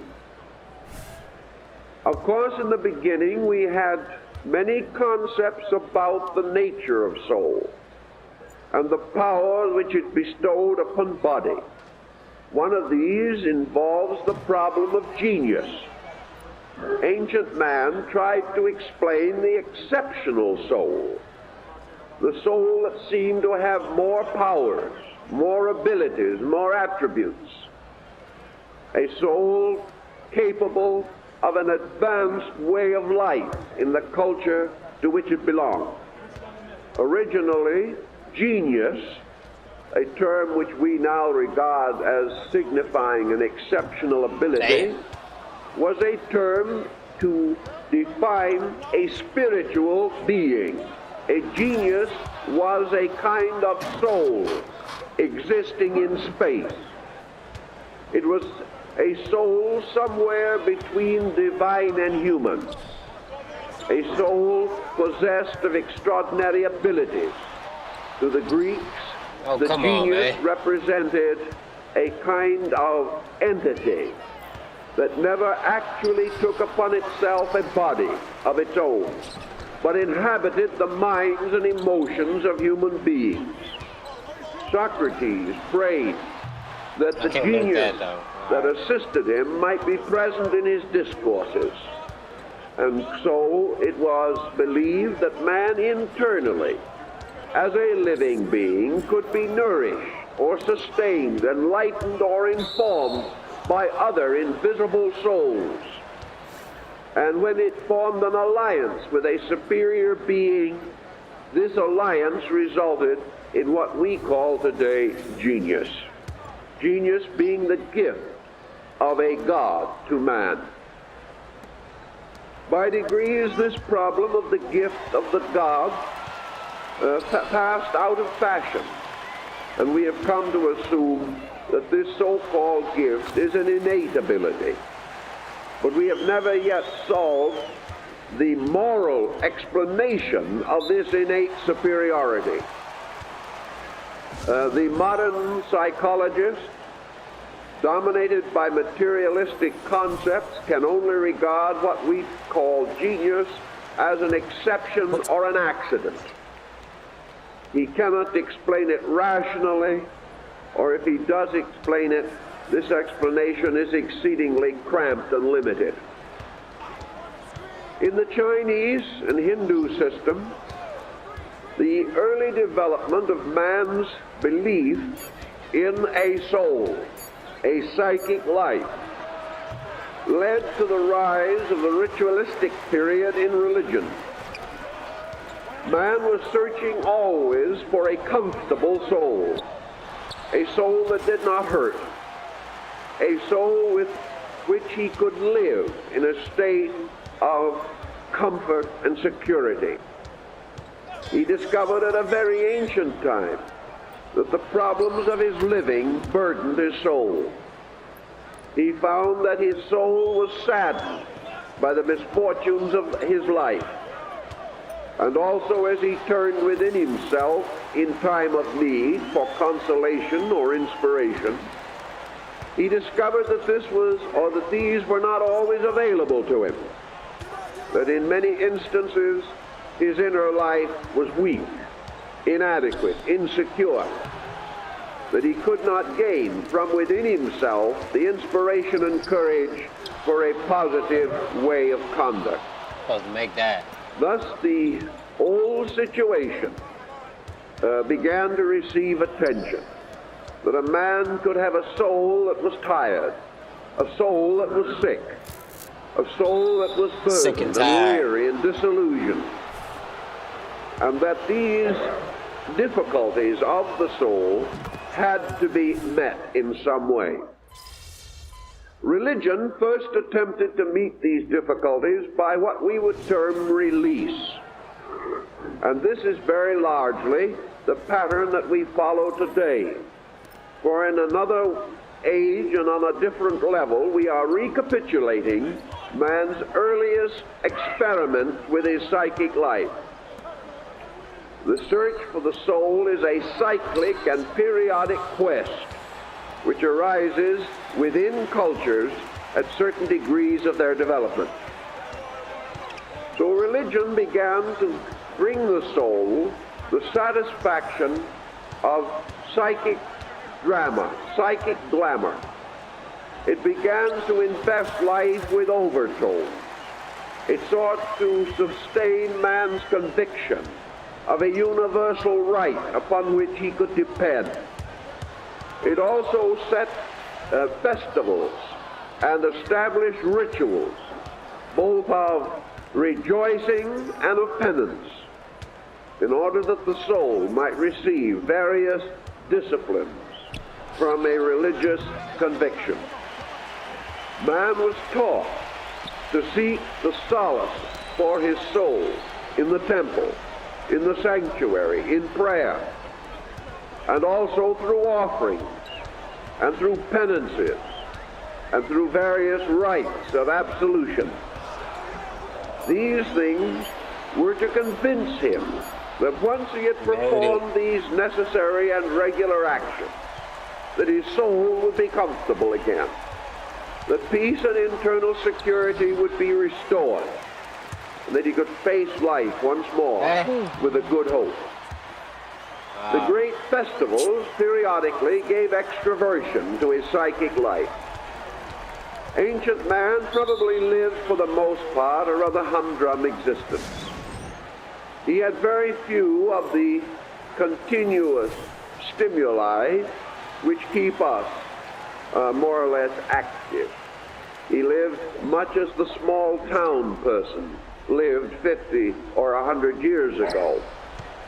But by means of festivals, by the great ceremonies and rituals of religion, by the pageantries and holidays of the state, By these various means, the rhythm of man's monotony was broken, and he had periods of extraordinary exhilaration, opportunities to express Gotta be a dunk. himself.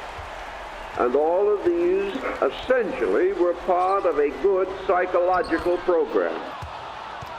This program gave the individual outlets towards beauty, towards creativity, art, music, drama. And in those days, of course, in primitive ritual, nearly all members of the clan or the tribe participated. It was not a few acting and the rest merely observing. All took part. And in the primitive dance drama of African tribes today, we find the tremendous emotional catharsis that helped these people to withstand psychic stress or pressure, and gave them periodic cycles of relaxation or relief from tension. All of these forms of psychic therapy were apparently instinctively developed to meet the needs which man internally experienced. Gradually, however, man passed beyond this point, and although he preserved these rites and rituals, and they still form part of the heritage of our people, he passed more and more into a philosophic era, a period I can't make that. of I'm all over the search place now. for value. And in this philosophic era, he gained another important dimension. He was taught that there was something he should do besides merely gratifying the soul. That this psychic pressure within us should not simply be indulged. That things had to be done to improve the soul itself. Now, there were differences of opinion as to the level of the soul's own entity. But regardless of this, it was taken for granted that that part of the soul which became associated with body became involved in the problems, fears, hopes, and sorrows of body. At least this part had to be reconditioned. The soul had to be recognized as the leader of body. Therefore, the soul had to be capable of wise leadership. It had to be able to discriminate and to unfold its own resources until it was a source of strength to the person, rather than merely contributing to the weakness or delinquency of the conduct of that person. Thus, philosophy began the education of man's soul life.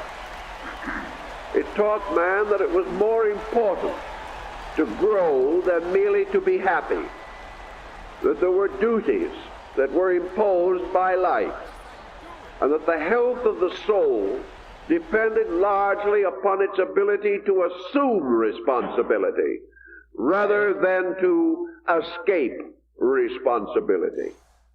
That the final maturity of the person was not merely the result of escapism, but was the result of the development of a true, self-responsible adulthood within the person himself.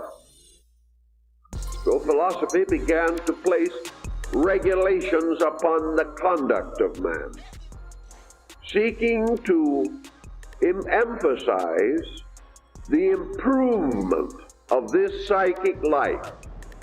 That man was not merely to cater to it, he was to rule it. It was to become an instrument of his own purposes. Here is one of the conflicts, of course, which has never been really solved. Because even today, after several thousand years, we have never been able to convince the individual that he should not cater to his own instincts. We have not been able to teach him that he is supposed to govern his own emotions, that he is supposed to use his mind for the total advancement of himself and his kind, and not merely for the gratification of passing whims. So we have as yet not solved this phase of the ancient problem. But it is only fair to say that antiquity was aware of it and attempted in various ways to circumscribe the excessive attitudes that might burden man's life. It was therefore common in antiquity for the individual to make offerings not only to the souls of the dead, but to the soul within himself. He gradually moved the throne of God into his own internal life. He began to conceive of himself as a spiritual entity, and that as a spiritual entity, he became the servant of an indwelling divine principle. He must reconcile himself with this principle. He must obey it or suffer. Ancient man, observing the disobedience to the laws and codes of his people, brought conscience-stricken remorse, emphasized the importance, therefore, of living according to the code and not violating it. The soul's comfort was so increased. But also there were those who recognized that the code must grow, that you could not bind the individual forever to the past or to some ancient prehistoric way of life. So there had to be leaders, there had to be thinkers, moralists, teachers, religionists, who were able to help the code itself to broaden and deepen and come into greater utility. Men outgrew religions then as they have since, but it was necessary that man should still have religion. So he began to interpret and develop his spiritual traditions, created schools, reformed ancient processes, and kept his faith alive by keeping his spiritual insight as strong and as unfolding as possible. All these problems led in about the second millennium BC to a rising system of soul culture. A soul culture which began to take the place of what we might term a physical perspective, an integration of thinking and believing that took the place of mere observation and reaction to natural stimuli. Thus, in this earlier period, we also begin to see the rising of schools, the rising of systems, essentially dedicated to man's happiness, security, and peace of mind and heart. But naturally, because of these motivations, primarily psychological in their technique. We begin to recognize, for example, the concept of the importance of the individual developing a conscious psychic existence, and the importance of preparing himself for the afterlife, or the world which was to come, by attaining during his physical life a state of soul consciousness. Thus there was a kind of union between the personality and the soul, and the wise were instructed to unite their energies and their resources with their psychic natures. Thus the soul was to become first. The will of the soul and the purpose of the soul were to have authority over the objective life of the individual. He began to really contemplate that his future depended upon his soul. That if he had an afterlife, it was this soul that lived. And he began to conceive as to how he should meet the challenge of the world in which this soul existed, Much of this is developed in the concept of Egyptian philosophy, and also to a measure in the early Aryan schools of India. What kind of a world was the soul going to inhabit after it departed from body? Was the unseen world like the visible one? And to orient his soul, man had to begin to study or to speculate upon the nature of an infinite world beyond this one. He had to begin to variously visualize the structure of the psychic world to which his soul belonged. At one time, in the beginning, of course, he assumed that this psychic world was merely an extension of the physical world. It was a better land, but essentially the same land. In the Egyptian thought, of course, the afterlife was a beautiful world called Amentet, or the Elysian Fields. And this was a glorious country watered by a celestial Nile. But unlike the terrestrial Nile, the waters of this heavenly river never failed. There were always crops. Everyone lived well. The poorest man had his own house and his own garden. And if you could earn this state by virtuous life in this world, you came after death into a state of solid comfort that lasted forever. This was a tremendous inducement, but it also indicated the direction of man's psychic thinking. He visualized or envisioned the afterlife as an escape from the restrictions and frustrations of his mortal existence. If he was poor in this world, he would be better off in the next. And of course, each class and group envisioned the salvation and preservation of its own kind, so that as society afterwards was an extension of this society, it would have its kings and its priests and its nobles and its commoners, but they would all be better. They would all be happier. They would all be closer to the gods, and therefore more virtuous. This type of better land continued for a very long while to concern the spiritual thinking of humanity. In fact, it still dominates a very large part of the human race. Although by degrees this better land has been more refined until we are less able to define it in terms of the familiar.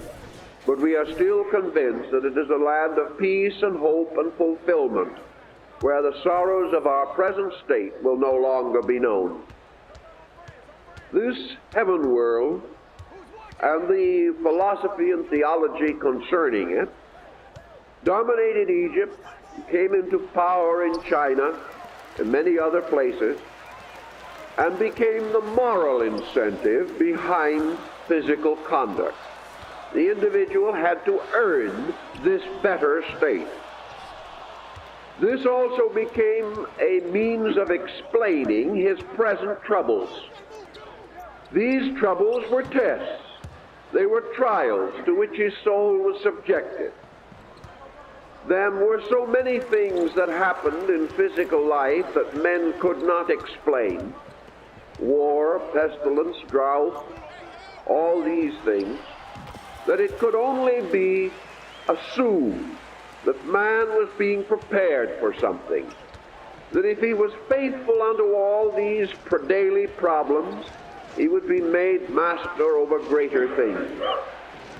So he gained consolation and a certain internal normalcy. He received incentives, whether they be constructive, we cannot pause to consider now.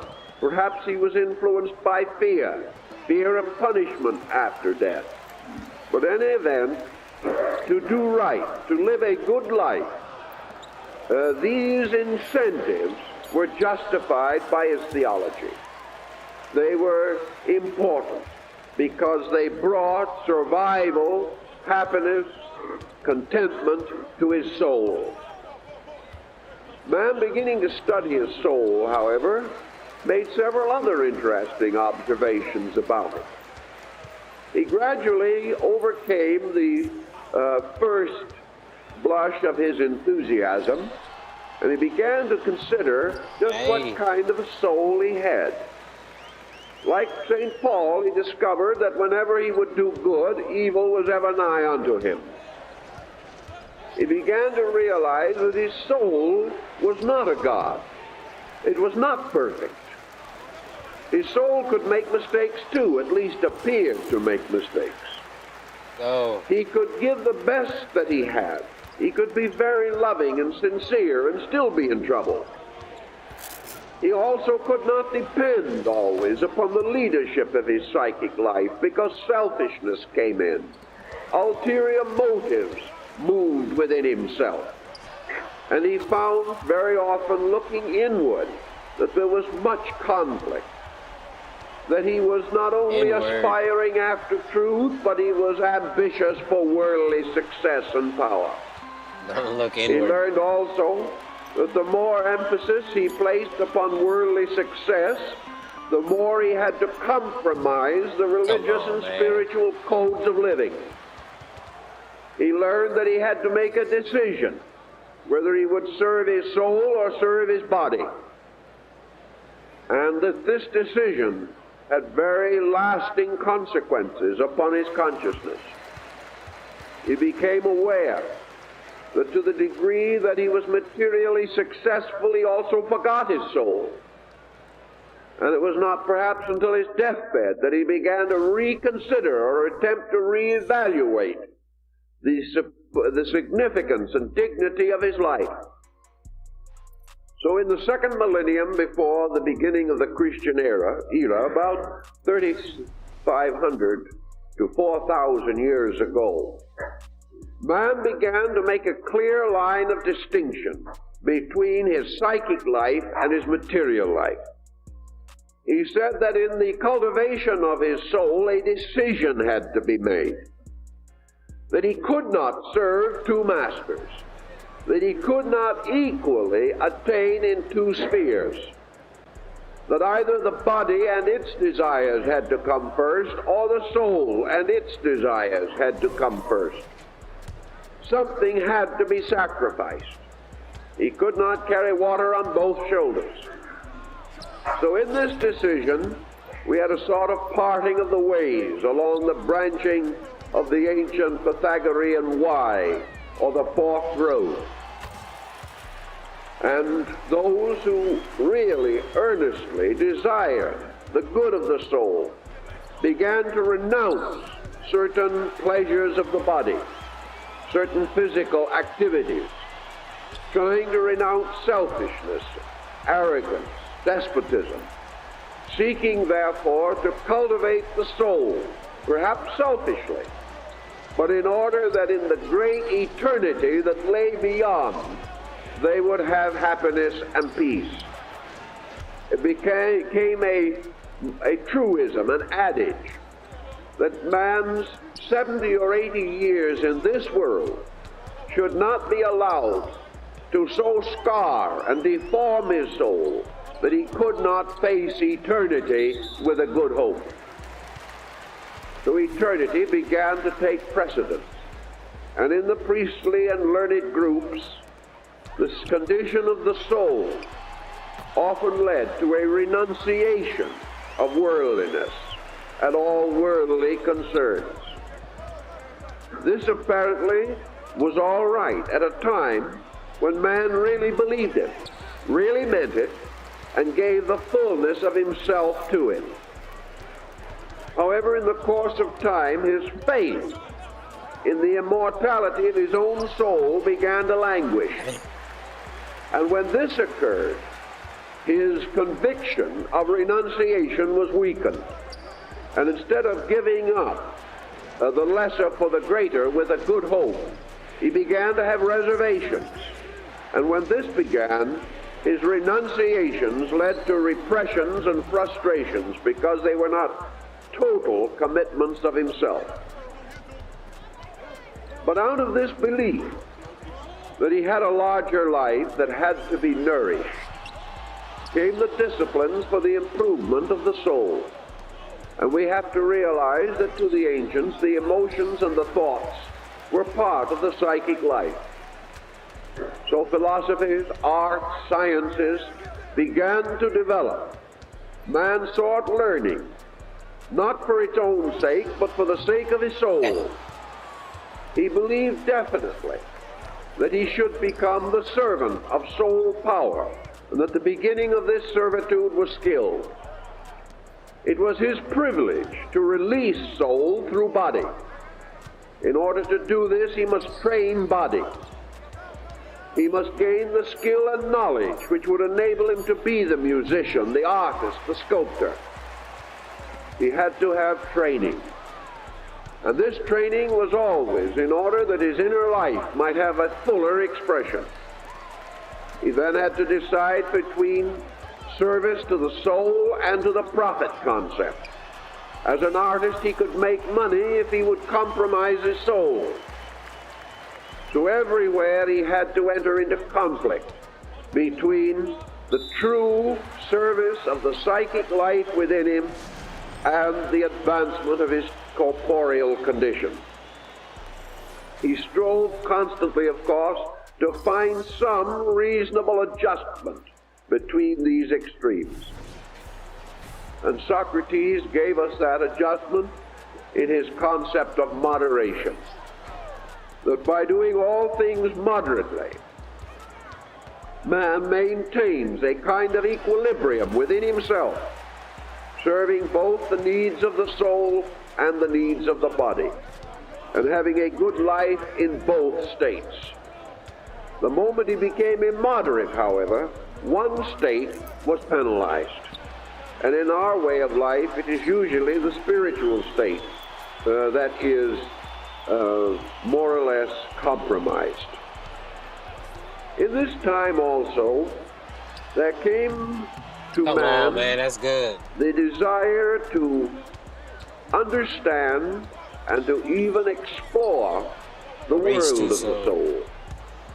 In fact, he had already some experience in this, but he did not know just exactly what he was doing.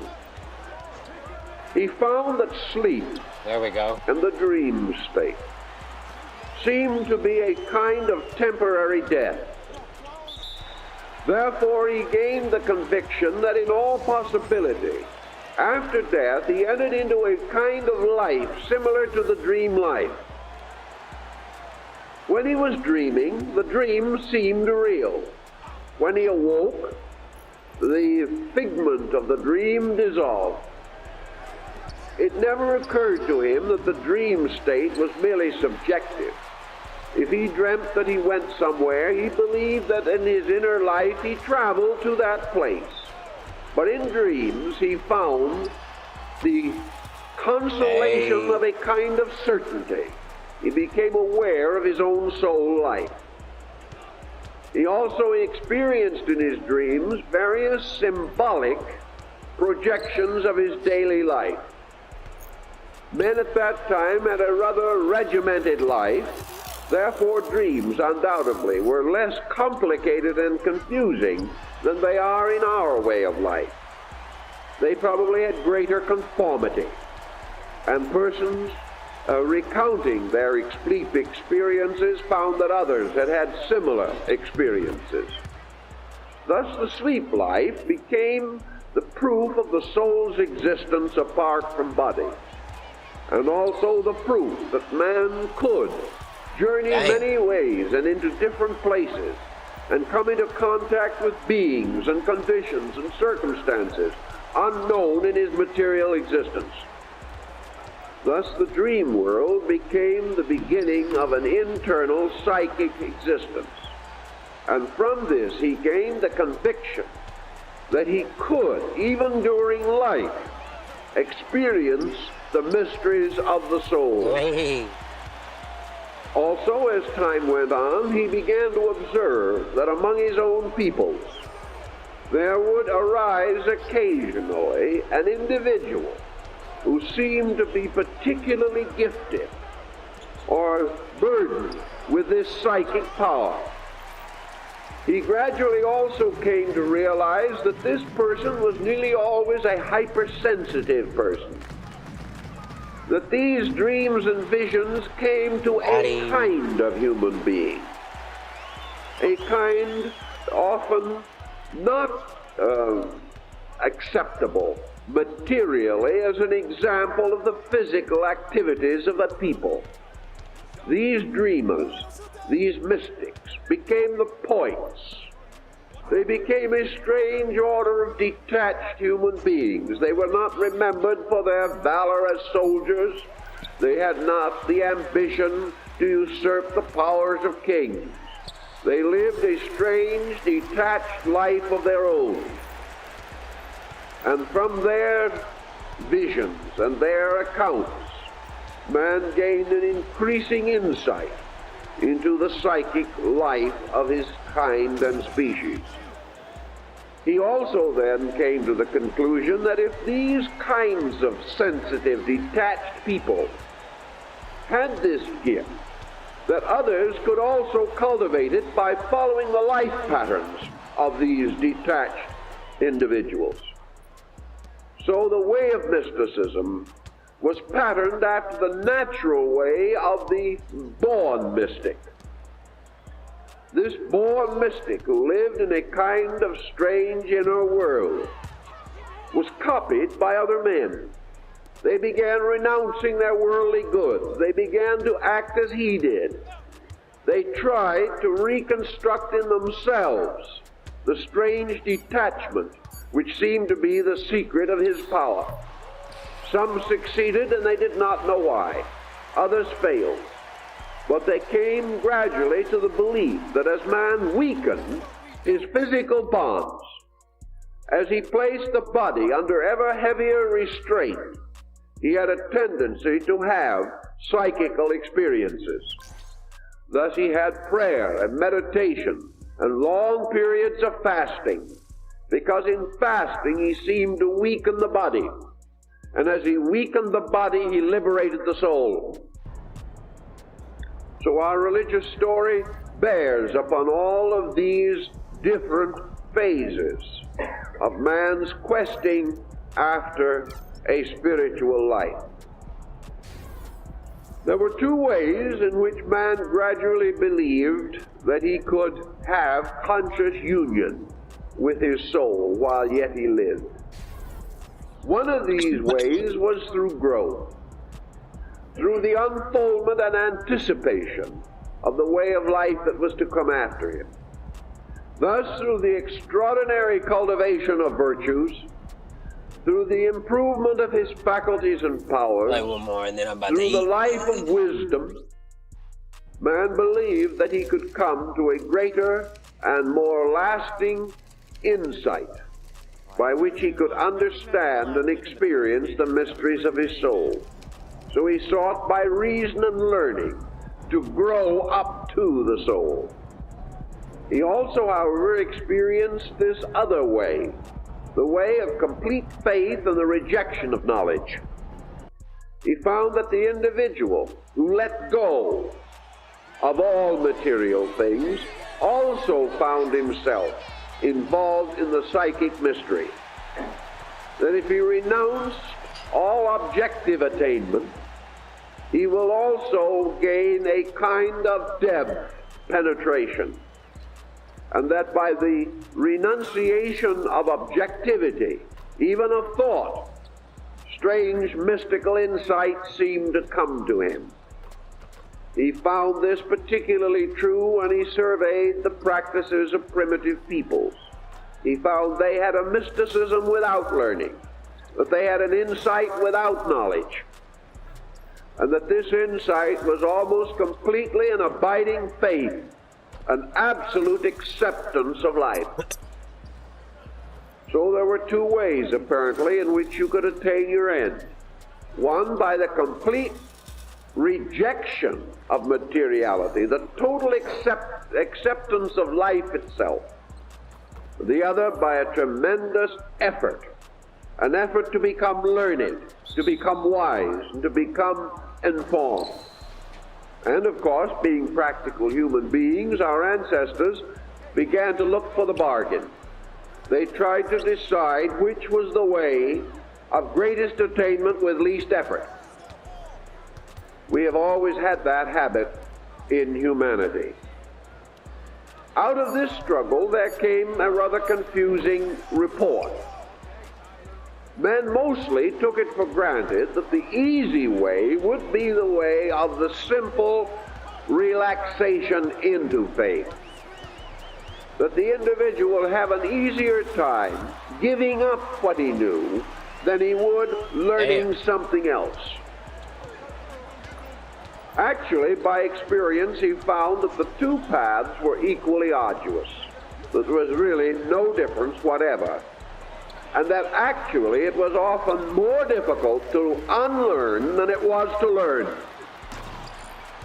The individual found that his renunciation of ignorance was as strenuous as his attainment of wisdom. Under the renunciation of ignorance, he was forced to give up all of his own opinions. And this was little short of a tragedy. He found that he could not give up the decisions and attitudes which had become his own. He found that it required a tremendous incentive and a vast amount of internal integration to be able to free himself from the illusions and delusions that held him in the state of ignorance. Therefore, he then turned to wisdom to see if this offered an easier road. He found that it did not.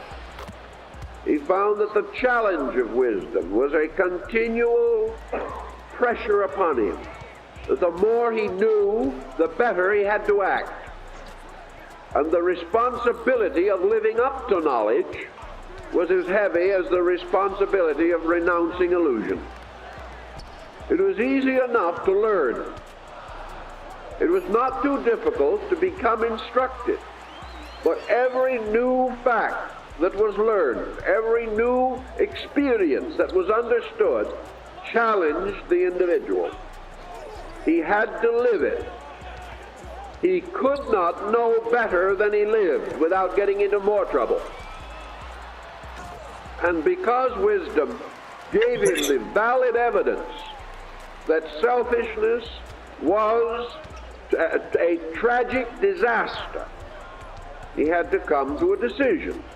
So he decided to stop learning because he preferred to remain selfish. It was too much to ask the individual to live according to his light. It is still too much. We have never been able to bridge this interval between the glory of theory and the delinquency of practice. To achieve these ends, however, ancient man struggled with the problem. He did the best he could with what he was and with what he had. And out of the problem itself came another important psychic fact. Man came to the conclusion that the human dilemma was the divine opportunity. He became convinced, out of hundreds and thousands of years of struggle, that it was largely improbable that the average human being would make the transition successfully. The pressures of worldliness were too great. The inducements of worldliness were too real. Consequently, the salvation of man had to depend upon something stronger than himself. One of the answers, of course, was advanced in the ancient philosophies, namely, that actually and factually the soul, being stronger than the body, could ultimately contribute to the salvation of the body. That once the soul reached a certain degree of integration, The psychic life would put the rest of the personality in order. This was a great and hoped for end. But again, this could only arise after a tremendous amount of achievement. By degrees, then, man began to take the ground that this achievement could only be attained generally or broadly or widely through an intercession, through some circumstance that would raise the individual into an experience before he had actually attained the strength to have that experience by himself. In other words, the point was that the only way that the average person could be induced to really make a thorough job of the redemption of his own soul was to have the personal experience of that redemption before he had earned it. This resulted in the establishment of the rituals of the mysteries and of the rites, and of the gradual development of the various messianic codes. In the temple, under the glamour of the initiatory ceremony, under a kind of psychic hypnosis induced by the priests and by the sacred rituals, the candidate had an actual experience of exaltation. He suddenly, temporarily at least, felt the real dignity of his own internal life. He had it as an experience of fact and not something told to him. And in most instances, this experience was of so sublime a nature, so exalting, so tremendous in its implication that it could not be forgotten. And out of the mystical experiences provided for the ancient rituals, it was possible to inspire the human being to labor strenuously to attain a state which he had already fleetingly known, and the sublimity of which he had sensed and accepted. Thus this exaltation of the psychic state through religion, through the state rituals, and through the ceremonies became the basis of the initiation system, where it became so powerful and obvious an improvement that the candidate was then willing to accept disciplines and was willing to dedicate his life to the achievement of this thing which he had already come to know. This knowledge was different from the transmission of knowledge by the ordinary methods of teaching. It was a factual sharing in the state to be desired. By the middle, then, of the second millennium, before Christ, we find the rise of the mystery systems. We find them taking over and seeking to attain the health of the soul. And the general theory of these systems was very simple, namely that salvation had to be earned, and that man had to earn the conscious release of his own soul. That if he ignored or neglected the soul, or left it unnourished, his after-death state was penalized. He could not pass into the conscious state of bliss or security or everlasting peace. Now then, of course, by this time it had also become rather obvious that there was moving out of this world a continuing stream of souls that had not yet attained to such security. Primitive man seemed to have no solution for this, other than to assume that these souls simply went on in the state they had attained, and perhaps sometime, somewhere, some way, had opportunity for further growth. It was rather dim because man had no actual concept of the relationship between living and growing. But in the philosophic era, it became pretty obvious that the soul of the average person was not going to attain spiritual serenity in the short span of its material existence. Gradually, therefore, in various parts of the world, the teachings of metempsychosis appeared. The cycle of rebirth was introduced as a means of giving the soul renewed opportunity for growth. The end was still the same, but man, becoming a little disillusioned with man, began to realize that human regeneration was a larger undertaking than he had assumed to be the case. Instead of beginning to think of perfecting the human being in 20, 30, or 40 years, began to contemplate the need for several hundred lives to work it out. Because folks just didn't perfect as rapidly as might be desired. Growth, actual growth, was a very slow growth. You could give the individual skill, you could inform him, you could enlighten him, you could give him wonderful opportunities of learning and experience, but you could not make him grow. Growth had to come from incentives within himself.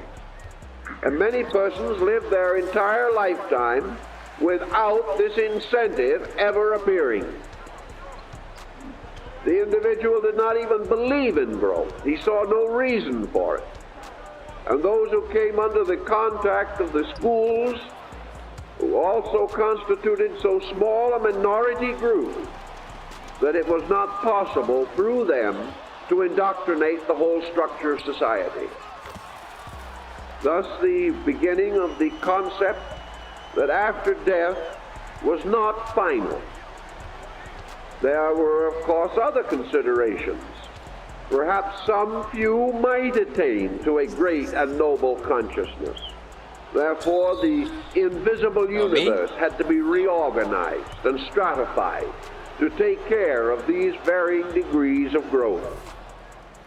We find the emergence of the philosophic system in Egypt, for as early probably as nearly 4,000 years ago, we find the introduction of this deity, Typhon, or the crocodile hog of the Nile, this mysterious monster that swallowed the souls of the dead who were not found worthy in the weighing of the soul in the judgment hall. Those that failed were swallowed up by this strange monster that represented earth. They were brought back again into the material world and reborn. Thus now the path of soul growth began to take shape. Those who attained most were able, therefore, to return to this life best equipped. Those who finally attained emancipation or liberation then departed into a higher state of being and did not return, as in the Buddhist concept of nirvana. So the soul's journey, the soul's need, became organized as the great science of antiquity. And I think we can say definitely that the science of the soul was the dominant theme of the ancient world. Science Man of the soul. searching to know and understand these mysteries of life within himself. The soul had to be brought into a state of self-enlightenment, of complete security, and various rituals and devices were created to make this possible. As time went on, then, man, continuing to struggle with this problem of his own soul, began to sense another dimension that had not previously concerned him, and that is the relationship of the soul to God. We had already had a long experience of man working with the soul itself. But what was the soul? Was that the ultimate? Was attainment of identity with soul the final good? In the great golden age of philosophy that began around the 9th century BC and extended on down through most of the following centuries, the problem of the soul's relationship to something superior to its own nature began to be contemplated. Namely, that the soul was not itself the total being, but that the soul was a kind of bridge uniting the objective person with the universal principle of life.